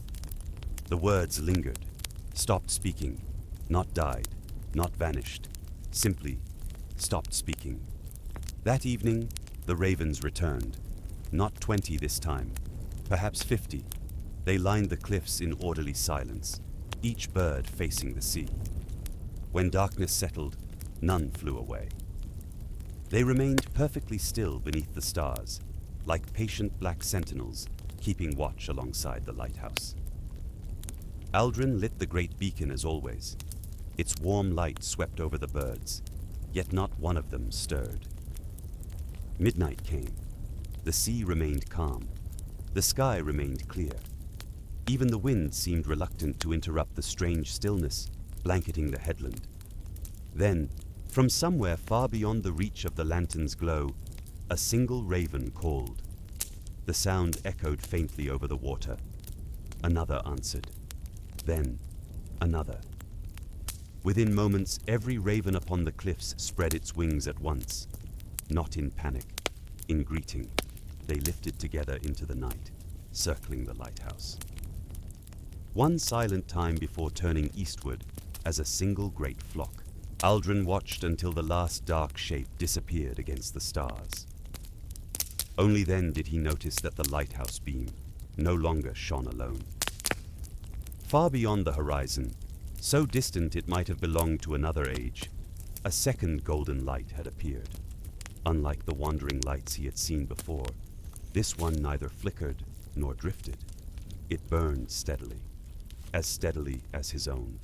And for the first time since becoming keeper of the lighthouse at the world's end, Aldrin wondered whether someone, somewhere beyond every known chart, was standing in another lonely tower, watching his light with the very same questions. Morning arrived beneath a sky as clear as polished glass. The second light had vanished with the dawn. Had Aldrin not watched it for nearly an hour? The previous night, he might have dismissed it as a trick of weary eyes. Instead, its memory settled beside every other mystery. The lighthouse had quietly gathered since his arrival. He began the day as he always did. The lantern was extinguished. The great lens was cleaned until every pane shone without a trace of soot. Fresh oil was measured carefully into the waiting reservoirs. Routine had become more than habit. It was an anchor. Each ordinary task reminded him that while the sea delighted in uncertainty, a lighthouse existed for precisely the opposite reason. As he descended the final staircase, he found the cat waiting beside the front door. Not sleeping, waiting. Its tail flicked once before it padded outside, without looking back. "You expect me to follow?" The cat offered no reply, naturally. It wandered along the cliff path, with remarkable confidence until reaching the place where the ravens had gathered the previous evening. The birds had left nothing behind. No feathers, no broken twigs, no sign that dozens of them had stood there through the night. Nothing except a single smooth stone resting upon the grass. Aldrin was certain it had not been there before. It fit neatly into his palm, dark gray, perfectly round. One side bore a naturally formed spiral, unlike any pattern he had ever seen. He turned it over. The opposite side was flat. Someone had scratched a tiny flame into its surface, not long ago. The mark was fresh. He slipped the stone into his pocket. The cat seemed satisfied and immediately wandered off to investigate a patch of sunlit heather, as though its morning's work had been completed. Aldrin could not decide whether he owned the cat or merely served as its assistant. By midday, the weather changed, not dramatically. The wind simply shifted east. The sea responded almost at once. Long, even swells rolled toward the cliffs, smoother than ordinary waves, carrying with them a deep rhythm that seemed almost musical. It reminded Aldrin of breathing, slow, ancient, endless. He climbed into the lantern room and opened one of the eastern windows. The sound became clearer, not singing, not words, merely a repeating cadence carried across the water. 3 long surges, a pause, 3 more. He listened for several minutes before realizing the pattern matched something else. The lighthouse bell. 3 measured notes. Brother Oswin's warning returned immediately. If the bell rings 3 times before sunrise, do not descend beneath the tower until daylight. It had not rung before sunrise. Yet somehow, the sea itself had borrowed the rhythm. A faint unease settled over him. Late that afternoon, a sail appeared on the northern horizon. The vessel moved slowly, hugging the coastline despite the favorable wind.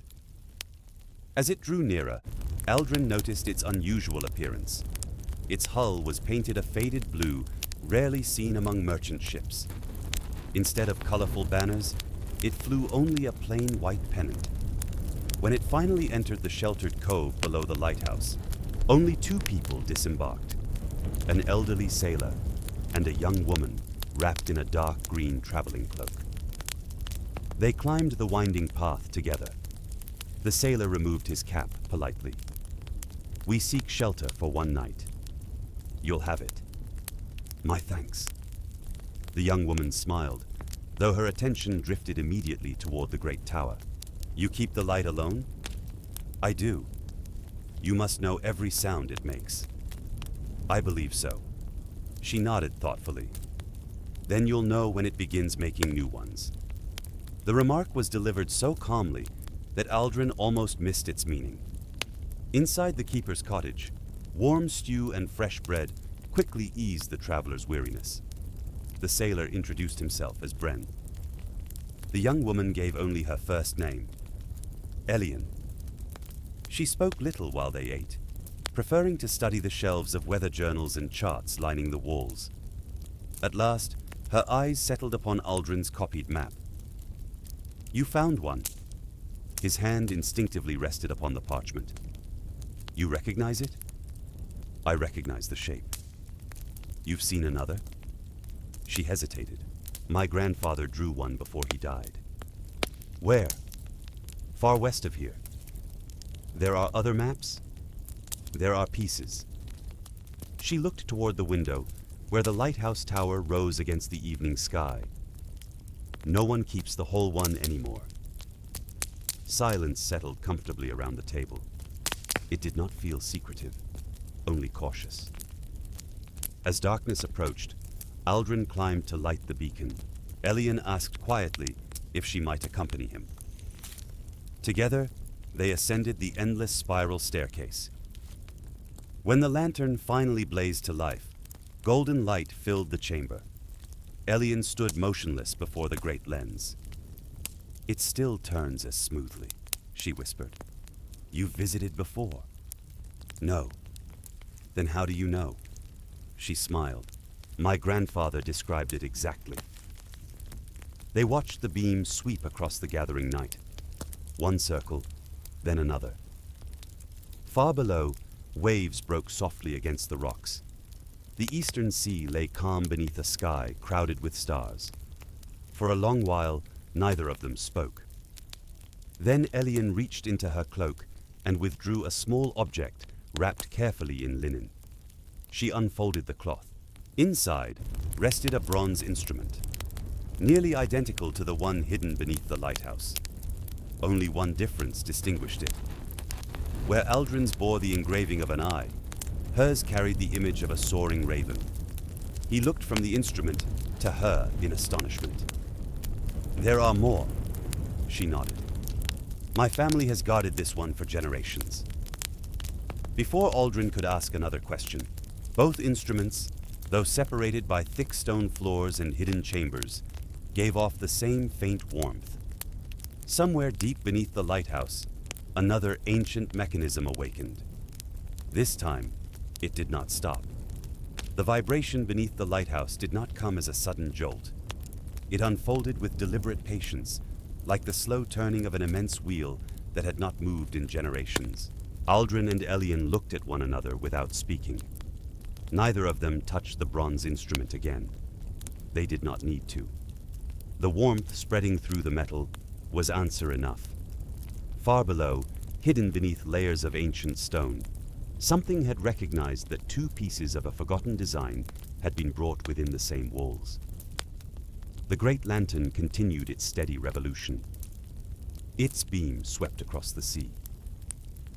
As it crossed the eastern horizon, the distant darkness answered, not with wandering lights this time, but with a faint golden line stretching just above the water before fading once more. "So it remembers," Elian whispered. Aldrin turned toward her. "What remembers?" She hesitated, searching for words that had likely been handed down through generations without explanation. "My grandfather used to say that old things do not sleep the way people sleep. They wait." The rumbling ceased. Silence returned. The lighthouse felt almost embarrassed by its brief interruption. Aldrin finally exhaled. "I think we should go below." "Not tonight." Elian's answer came quickly. "The mechanisms have awakened. Which is exactly why I want to see them. And exactly why we shouldn't." She smiled apologetically. "Curiosity is useful. Timing is more useful." Reluctantly, he agreed. They remained in the lantern room until dawn, watching the sea reclaim its familiar appearance beneath the growing light. Nothing more disturbed the night. The next morning, Bren joined them for a modest breakfast of bread, smoked fish, and oat porridge. The elderly sailor listened quietly while Aldrin described the vibration beneath the tower. When the tale ended, Bren nodded once. "My father heard the same sound." "He served here?" "No. He heard it aboard a ship." Aldrin frowned. "Aboard a ship?" 3 days east of these cliffs."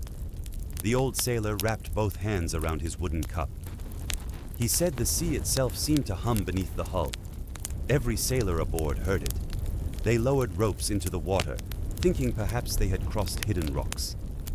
And the ropes never reached bottom.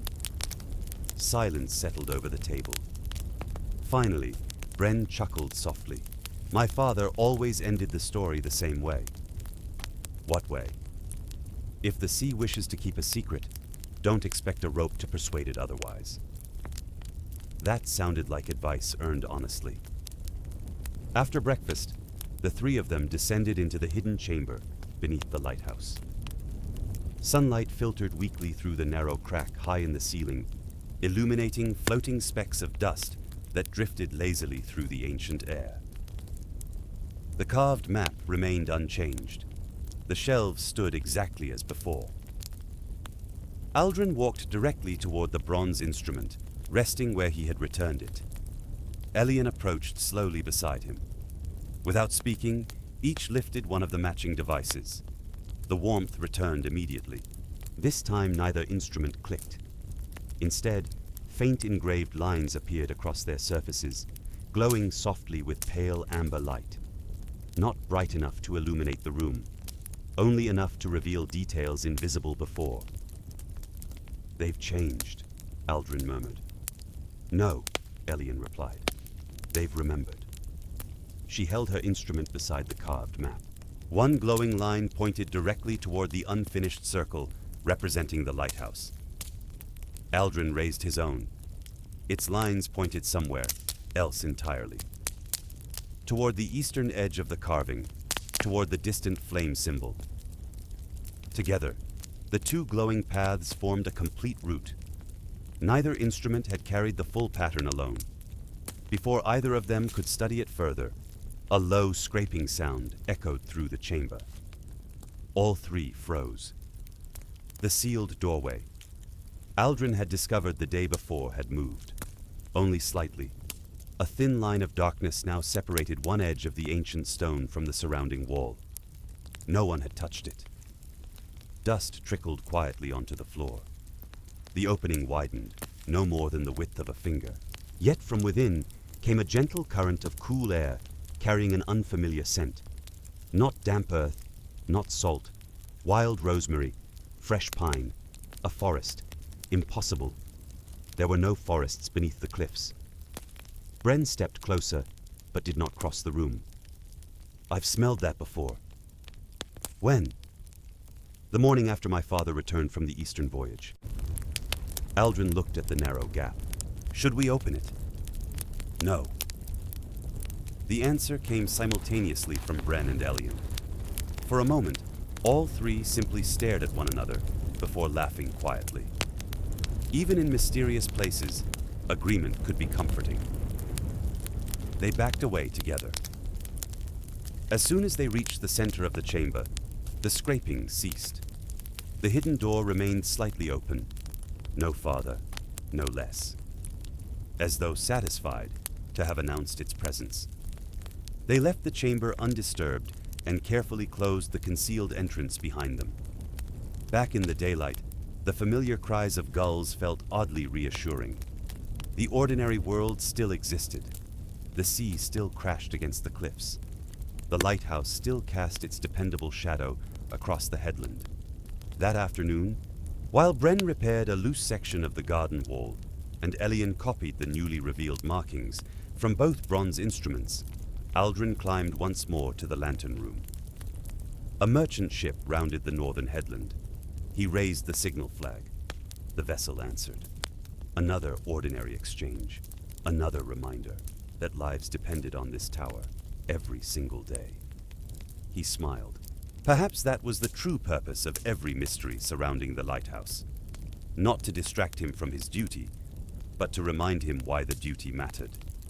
As evening settled over the sea, the beacon blazed to life once more. Far beyond the last known shipping lane, hidden just beneath the first stars of night, something answered. Not with light this time, but with the faint outline of a distant shoreline that no chart in Aldrin's possession had ever shown. The distant shoreline vanished almost as quickly as it had appeared. Aldrin did not blink until it was gone. He had learned that the sea often rewarded patience more than haste. Staring too hard at the horizon rarely revealed its secrets. Watching quietly, however, sometimes allowed them to reveal themselves. Beside him, Elian rested both hands on the stone window ledge. You saw it. I did. So it wasn't only me. No. Neither sounded relieved. Agreement merely confirmed that the impossible had become shared experience. The lighthouse beam continued its measured circle across the dark water. Each sweep briefly illuminated a narrow band of waves before surrendering them once more to the night. Nothing else appeared. Eventually, they descended from the lantern room, leaving the beacon to perform the task it had fulfilled for generations without complaint. The following morning dawned bright and unusually warm. The eastern wind had faded. The sea looked almost gentle. Bren prepared his little vessel for departure, tightening ropes and inspecting every plank with the careful attention of a sailor who expected craftsmanship to repay him with survival. I'll remain in the nearest harbor for several days, he told Aldrin. If weather changes, send word. I hope I won't need to. So do I, he smiled. But hope rose poorly. Preparation rose much better. By mid-morning, Bren's boat disappeared around the southern cliffs, leaving only Aldrin and Elian at the lighthouse. The silence that followed felt different, not lonely, purposeful. They spent the afternoon comparing Elian's family notes with the copied map from the hidden chamber. Most pages contained observations rather than explanations, dates, weather, moon phases, brief sketches of unusual cloud formations. One passage, written in faded brown ink, caught Aldrin's attention. When two keepers share the signs, the sea begins remembering its forgotten roads. There were other keepers, he said quietly. Elian nodded. My grandfather believed the Guardians were never meant to work entirely alone. Guardians. You've already stopped calling yourself only a lighthouse keeper. Aldrin smiled.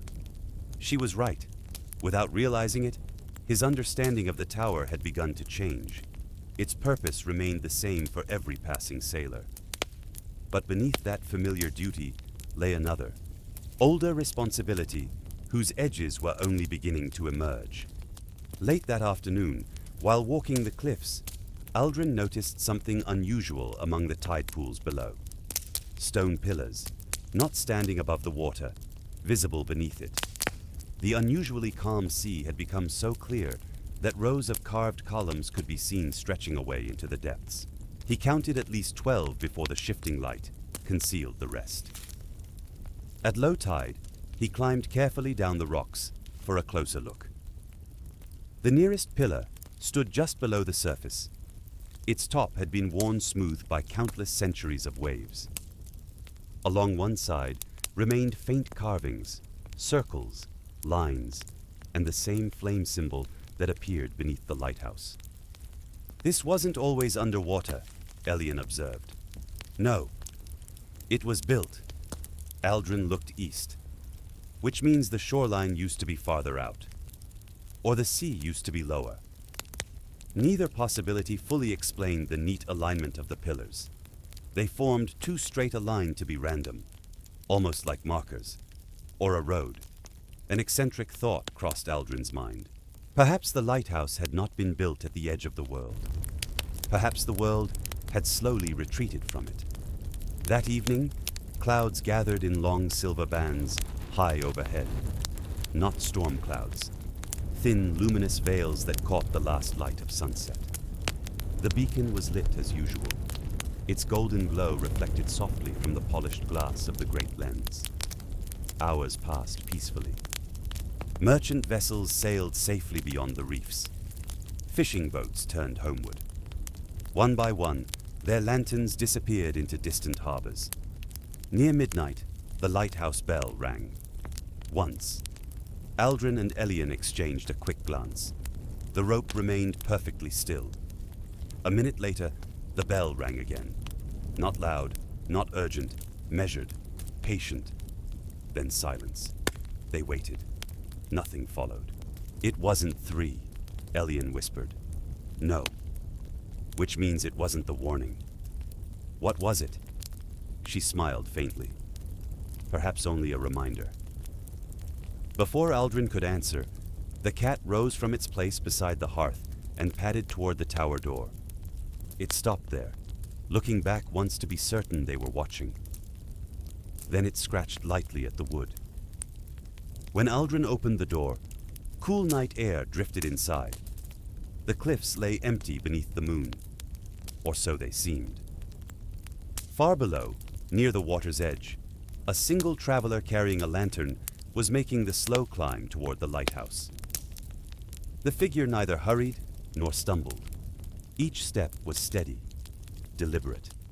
The lantern it carried did not sway with its movement. Instead, its warm glow remained perfectly level, as though untouched by gravity or wind. "Do you know them?" Elian asked. Aldrin narrowed his eyes. No. The traveler reached the top of the path and stopped several paces from the gate. An elderly man, gray beard, simple wool cloak, no horse, no pack, only the lantern.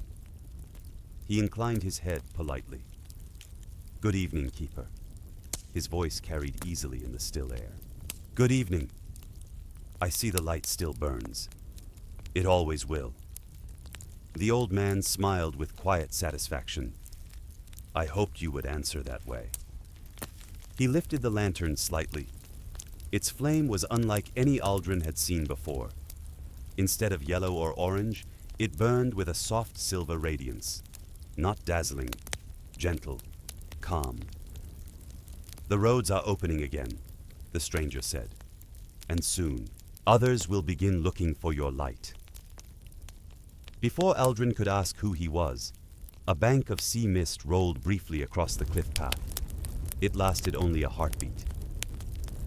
When it passed, the old man was gone. Only a faint silver glow lingered for a moment where he had stood. Then even that faded into the quiet night, leaving the lighthouse beacon alone, once more to shine across the endless sea. For a long moment, neither Aldrin nor Elian spoke. The gate remained closed. The path lay empty beneath the moonlight. Only the whisper of waves rising from the cliffs disturbed the silence. "You saw him." Elian nodded without taking her eyes from the place where the stranger had vanished. "I saw the lantern." "You didn't recognize him?" "No." She paused. "But my grandfather described someone very much like him." Aldrin turned toward her. He said there were travelers who belonged to no kingdom.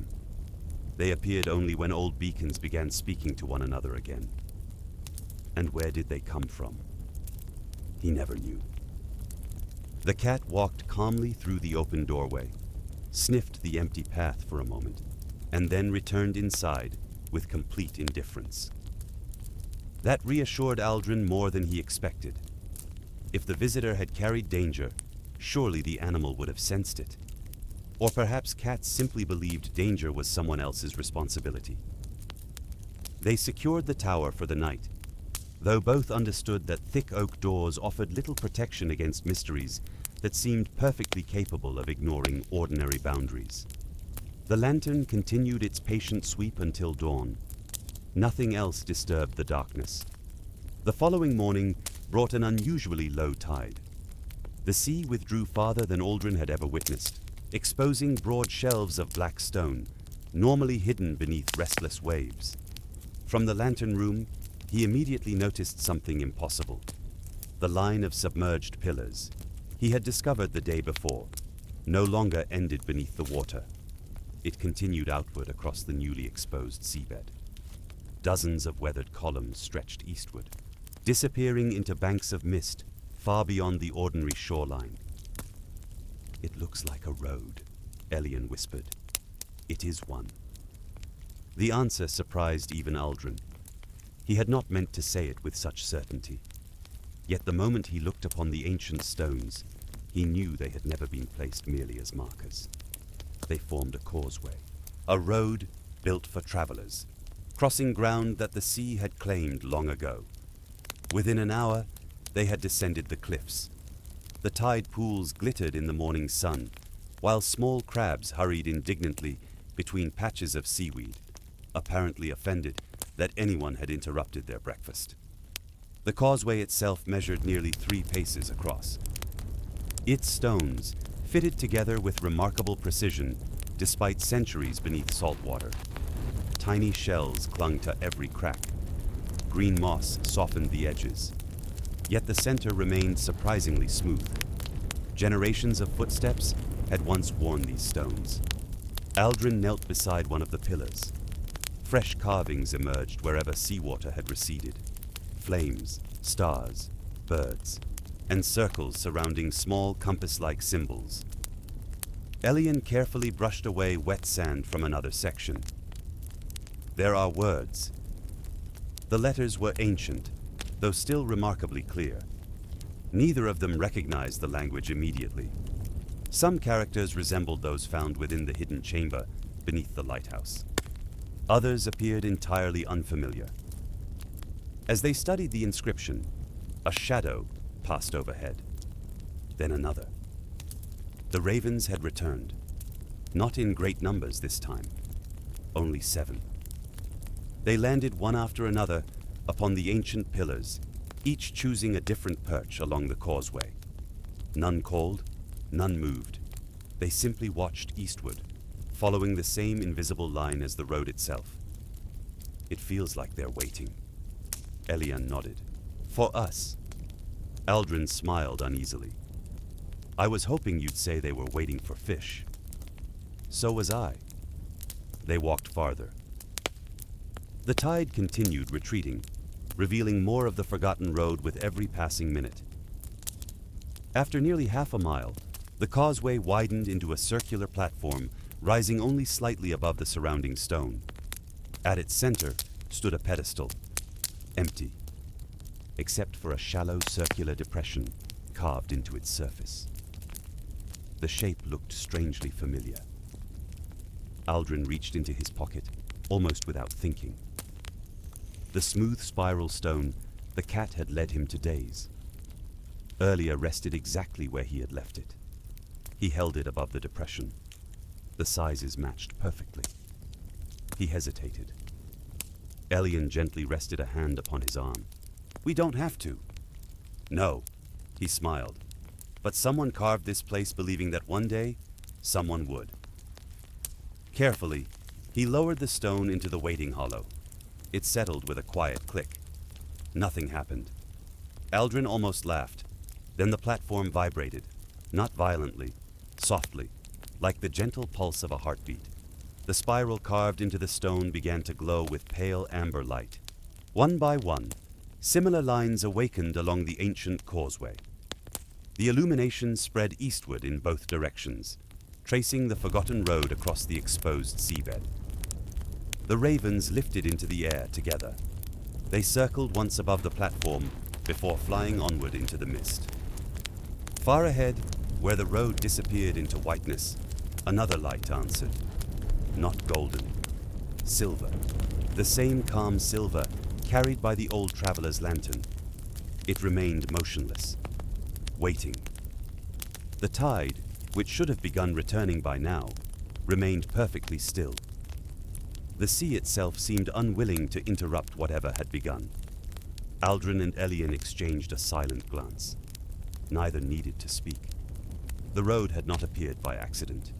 It had invited them, yet neither stepped forward. Instead, they stood quietly upon the ancient stones, allowing the moment to settle around them. The lighthouse remained visible behind them, its white tower rising proudly above the cliffs.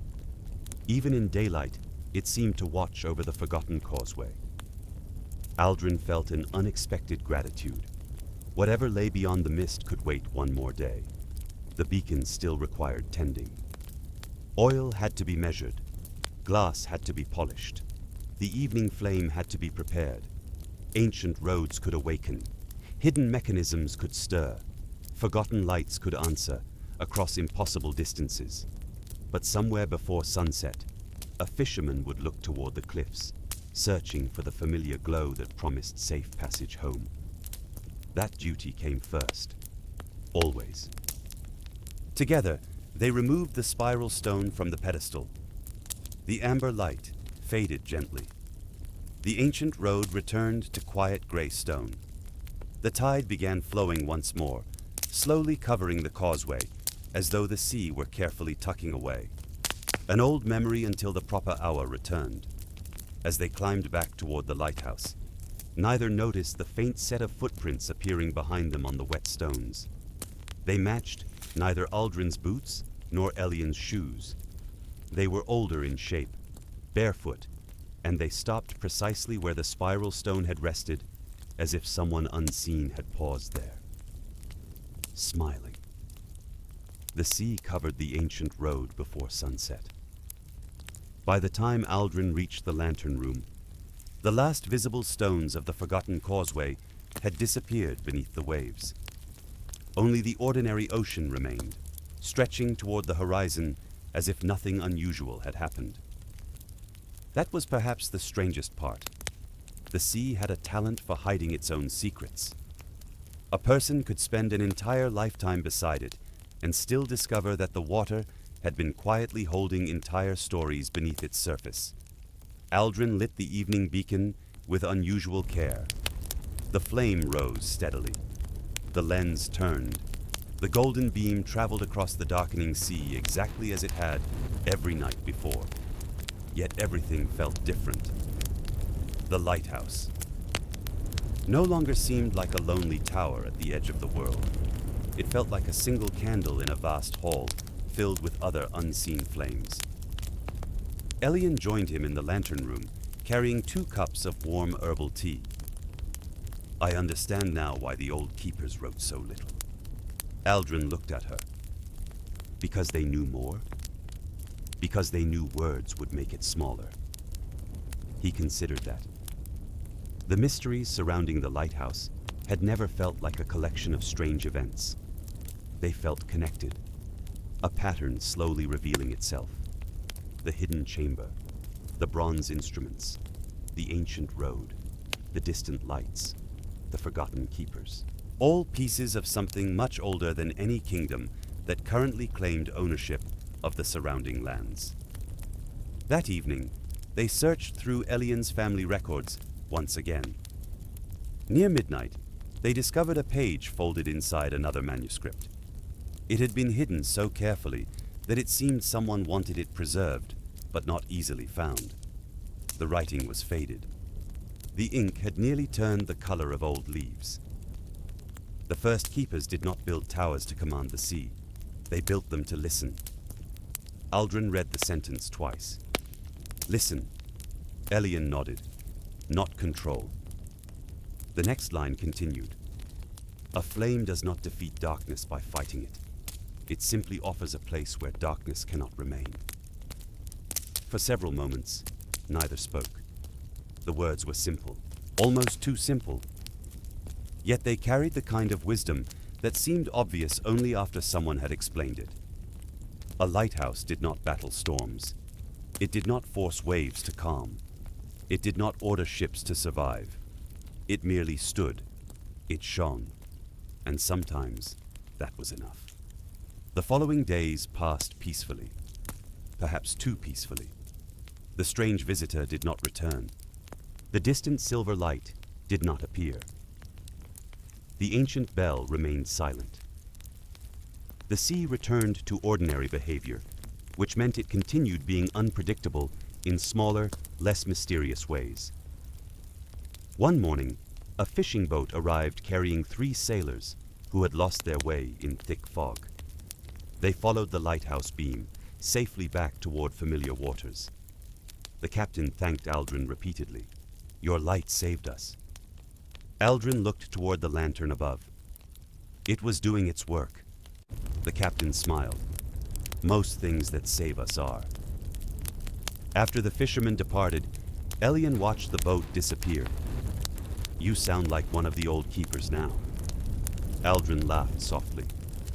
I hope that is a compliment. It is. Good. I was worried I had become impossible to understand. She smiled. That happened weeks ago. Even the cat seemed amused, though perhaps it was only yawning. With cats, one never knew. A week after the causeway appeared, Brother Oswin returned. He arrived carrying fewer books than before and walking with more urgency. The moment he saw Elian's bronze instrument, he stopped. So it has begun. Aldrin folded his arms. You say that as though you expected it. I hoped I was wrong. That is not comforting. No, Oswin sighed. But it is honest. They brought him into the hidden chamber beneath the tower. The monk studied the 2 bronze instruments carefully. Then he examined the carved map. Finally, he touched the unfinished circle representing the lighthouse. When I first visited this place, he said, the previous keeper showed me this chamber. You knew.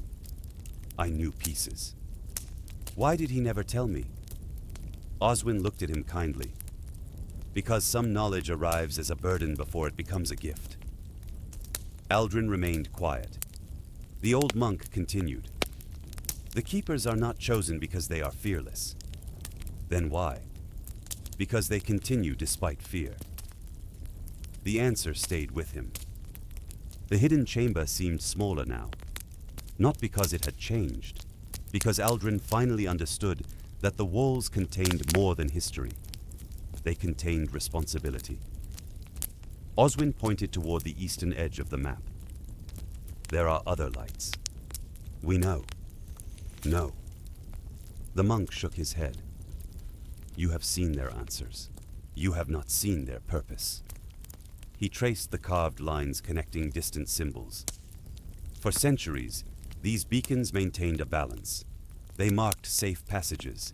They guided travelers. They warned ships away from dangers hidden beneath the waves. And now? The monk's expression became serious. Now some of those lights have gone dark. The chamber fell silent. Aldrin looked toward the map. How many lonely towers existed beyond known shores? How many keepers watched empty horizons waiting for a sign? The roads are opening, Oswin said quietly. Why now? The monk did not answer immediately. Instead, he looked upward, toward the stone above them. Because something that was sleeping has begun to wake.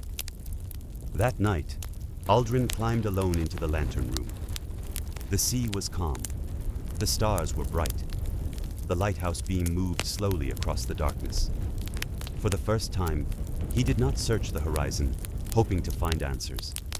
He simply watched. A distant ship passed safely through the waters below. Its small lantern flickered warmly against the enormous night. Aldrin smiled. Perhaps that was the true wonder of the lighthouse. Not the ancient secrets beneath it. Not the forgotten roads beneath the sea. Not even the mysterious lights answering across impossible distances. Perhaps the greatest wonder was that one small flame could matter so much in a world so vast. Then, just before midnight, the great lens completed another turn. The beam crossed the eastern horizon, and far away, one by one, other lights awakened. Not 3, not 5, dozens. Across the endless darkness, the forgotten beacons began to shine again. The lights remained visible until dawn, not bright enough to challenge the stars, not close enough to reveal their towers. Yet they were there. Across the endless sea, scattered like distant candles placed carefully upon a vast dark table. Aldrin watched them until his eyes grew tired. He expected excitement, perhaps even fear. Instead, he felt something quieter. Recognition. For the first time since arriving at the lighthouse, he no longer felt like the only person standing guard against the unknown. Somewhere beyond the horizon, others were watching too. Others were keeping their flames alive. When morning arrived, the distant lights disappeared one by one. The sea returned to its ordinary gray-blue color. Aldrin descended from the lantern room and found Brother Oswin already awake, preparing tea beside the hearth. "You saw them?" It was not a question. "I did." The monk nodded. "Then the old network has answered." "Network?" Oswin looked toward the tower walls. "That is what scholars would call it." "And what would the keepers call it?" The old monk smiled. "Neighbors." The simplicity of the answer made Aldrin laugh. After everything they had discovered, after ancient roads and forgotten mechanisms, after lights that crossed impossible distances, the truth sounded almost ordinary. Neighbors. Perhaps that was exactly what the old beacons had always been. Not weapons, not warnings, connections. Later that day, Elian returned from the hidden chamber, carrying a small bundle of parchment. "I found something." Aldrin recognized the tone immediately. It was the voice of someone who had discovered a problem, disguised as an answer. Inside the bundle were pages from one of the earliest lighthouse records. The handwriting was different from every other document they had found. Older, more deliberate. The first page contained only a few lines. "When the lights awaken together, the keeper of the western flame must travel east." Aldrin looked up. "No." Elian raised an eyebrow. "You haven't even read the rest. I know where this is going." "Do you?" "It involves walking toward danger because an ancient sentence told me to." Brother Oswin, listening nearby, cleared his throat. To be fair, many important historical events began with someone doing exactly that. "That is not encouraging," the monk smiled. "History rarely begins with someone saying, 'This seems perfectly safe.'" The remaining pages described a journey across the old sea roads, not by ship, by land that no longer existed. The records spoke of an island beyond the eastern mist, where the first lighthouse had been built, a place called Oral's Rest. According to the text, the first keepers had gathered there when the world was younger, and the coastlines were different. They had not built the beacons to mark the end of the known world. They built them to remind people that the world was larger than they imagined. Aldrin found that strangely comforting. Perhaps every generation needed a place that proved certainty had limits. That evening, preparations began. Not for a battle, not for an expedition seeking treasure, for a journey. Aldrin packed practical supplies, food, water, warm clothing, a repair knife, a small journal. Elian brought her family records and the bronze instrument marked with the raven. Brother Oswin insisted on carrying several books. Aldrin looked at the stack. Do you truly need all of those? The monk looked offended. One should never travel into unknown lands without proper reading material. How much unknown land can a book solve? That depends on the book. That sounds suspiciously like something a person who carries too many books would say. The old monk nodded. Exactly. Even during preparation, the lighthouse continued its duty. Ships still passed. The flames still turned. The sea still demanded attention. Before leaving, Aldrin spent a final evening alone in the lantern room. He polished the lens, checked the oil, adjusted the mechanism. Every movement felt familiar. Every step reminded him of his first days at the tower, when he had believed the lighthouse was simply a place where one man kept a flame alive. Now he understood. The keeper did not own the lighthouse. He belonged to it. The tower had trusted him with its secrets, slowly. Perhaps that was wisdom. A person given every answer at once would likely become unbearable. The cat entered the lantern room and jumped onto the wooden platform beside him. You are not coming. The cat stared. Aldrin sighed. That was not a question. The animal continued staring. It was remarkable how a creature with no interest in human opinions could express such disappointment. You cannot travel across forgotten sea roads. The cat blinked. Aldrin looked away. Somehow, that felt like an argument he was losing. The next morning, the journey began. The tide was low. The ancient causeway waited beneath the water. With the spiral stone placed upon the old pedestal, the road revealed itself once more. This time, the light traveled farther. The stones rose from beneath the sea in a long, curving path. Mist gathered at the eastern horizon. Beyond it waited the unknown island. Aldrin stood at the edge of the lighthouse grounds and looked back one final time. The tower stood tall above the cliffs. Its lantern was dark in daylight. Yet, he could almost feel its presence. Waiting, watching, trusting. He turned toward the hidden road. Elian walked beside him. Brother Oswin followed carefully, complaining quietly about wet boots and unreasonable ancient architecture. The cat remained behind on the cliff. At least, Aldrin thought so. He did not notice the small gray shape moving silently along the rocks far above. The journey continued for hours. The sea around them remained strangely calm. The farther east they traveled, the more the world changed. Birds they had never seen circled overhead. Plants grew between the ancient stones, despite the salt and wind. The air carried the scent of forests. Impossible forests. By midday, the mist ahead began to separate.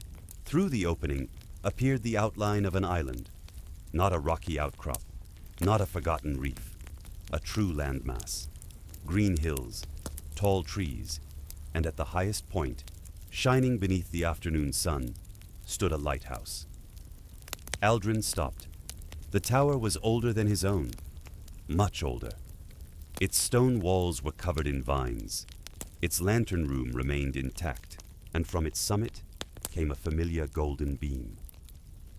The eastern lighthouse was already lit, waiting for them. Then, as they stepped onto the island shore, a figure appeared at the base of the tower.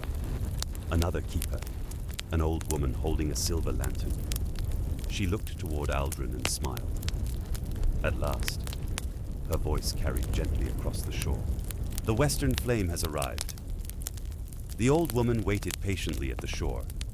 She did not hurry toward them. She did not offer dramatic warnings or mysterious declarations. She simply stood beside her silver lantern, watching the travelers approach with the calm expression of someone who had been expecting them for a very long time. Aldrin found that more unsettling than fear. People who appeared from nowhere usually had the courtesy to seem surprised. This woman looked as though she had merely been waiting for the kettle to boil. "Welcome to Aural's Rest," she said. Her voice was gentle, but it carried across the shore without effort. "I am Mara. Aldrin bowed politely. I am Aldrin, keeper of the Western Lighthouse. I know. Of course she did. At this point, Aldrin decided being surprised was becoming a waste of energy. Elian stepped forward. And you are the keeper here? Mara smiled. One of them. One of them. The words settled quietly. Not one keeper. Many. The island revealed itself as they climbed from the shore. Aural's Rest was unlike any place Aldrin had ever seen. The forests that covered the hills were ancient and dense, filled with trees whose trunks were wider than houses. Small streams crossed the paths, carrying water so clear that silver fish could be seen darting beneath the surface. Birds with bright blue wings moved through the branches, calling to one another in unfamiliar melodies. It felt like a place forgotten by time. Or perhaps a place time had forgotten. The lighthouse stood at the island's highest point. It was taller than Aldrin's tower, but built from the same pale stone, the same circular design, the same careful craftsmanship, the same feeling that the tower was not merely a structure, but something patiently waiting. Inside, the similarities became even clearer. The staircase, the lantern room, the great rotating lens. Everything reflected the lighthouse Aldrin had cared for. Only older. The first. Mara led them beneath the tower. Another hidden chamber waited below. Aldrin almost laughed. Apparently, no respectable ancient lighthouse was complete without a secret room underneath. The chamber contained no treasure, no gold, no jewels, only records, hundreds of them. Shelves filled with journals from generations of keepers, maps, letters, observations, stories. A history not of kingdoms and battles, but of ordinary people who had stood alone beside the sea and kept a flame alive. Mara touched one of the oldest books. The first keepers understood something important. What? Aldrin asked. That darkness is not always an enemy. The answer reminded him of the words from the old records. A flame does not defeat darkness by fighting it. It simply offers a place where darkness cannot remain. Mara opened the book. The sea has always changed. Shores move. Kingdoms rise and fall. Roads disappear. People forget. She turned a page carefully, but the lights remain. Elian looked toward the countless journals. Why are the beacons waking now? Mara's expression became thoughtful. Because they were needed. Needed for what? The old keeper looked toward the ceiling, where the lighthouse flame burned above them. To remind people that the world is still connected. Aldrin waited for a darker answer. A hidden enemy. A forgotten curse. Some enormous danger waiting beyond the horizon. Instead, Mara offered something much simpler. Many years ago, the keepers stopped speaking with one another. Why? Distance. She smiled sadly. Distance is a strange thing. Sometimes two people can stand on opposite sides of a sea and feel farther apart than two people standing in the same room. The bronze instruments had not awakened because of a threat. They had awakened because the keepers had forgotten they were neighbors. The revelation felt almost too ordinary. After so much mystery, the answer was not a monster, not a curse, not an ancient war. It was loneliness. The world had grown quieter because the people guarding it had grown apart. Mara led them to the highest chamber of the tower. There, beneath the great lantern, stood a circle carved into the floor, empty, waiting. Aldrin understood immediately. The western flame had its place. The eastern flame had its place. But together, they created something greater. He removed the spiral stone from his pocket, the same stone that had awakened the ancient road. He placed it within the circle. Mara did the same with a small silver token from her lantern. The two pieces met.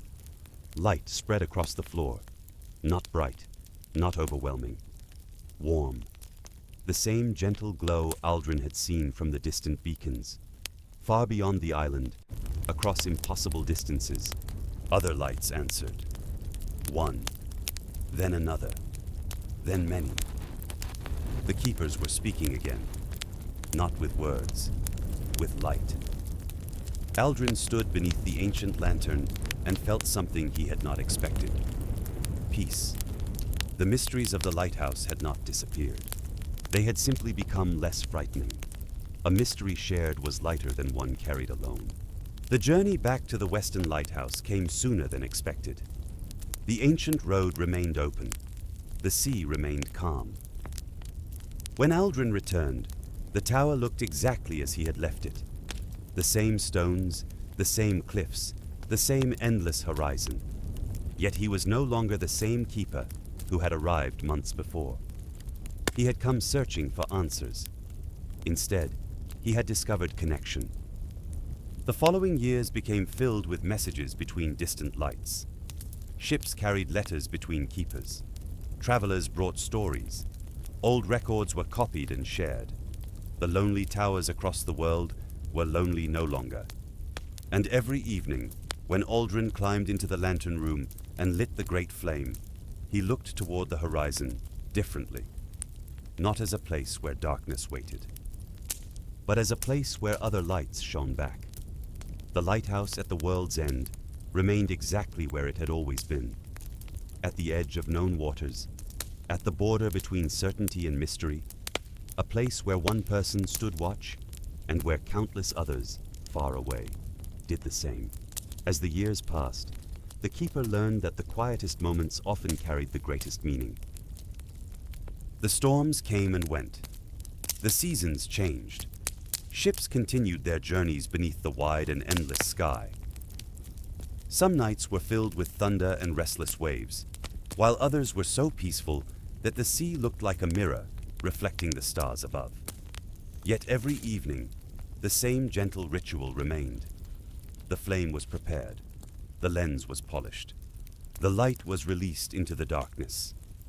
And somewhere beyond the horizon, another beacon answered. Aldrin eventually understood that every lighthouse was more than stone, glass, and fire. It was a promise that someone was watching, a promise that even when the night seemed endless, there was always a place where warmth remained. The old tower continued standing above the cliffs, carrying the memories of every keeper who had climbed its stairs. Their footsteps remained in the stone. Their stories remained in the journals. Their kindness remained in every ship guided safely home. And on the quietest evenings, when the wind softened and the waves whispered against the rocks, Aldrin would sit beside the lantern and listen. Not for voices from the mist, not for secrets beneath the sea, but simply for the peaceful sound of a world still turning. A world filled with distant shores, unknown paths, and countless little flames glowing against the darkness. So if you ever find yourself looking toward a faraway light on a lonely night, remember this old tale. Somewhere, someone may be keeping watch. Somewhere, a small flame may be shining just for you. And for now, everything is calm. The sea is quiet. The lantern is warm. The night is safe. Rest well. The journey can wait until morning.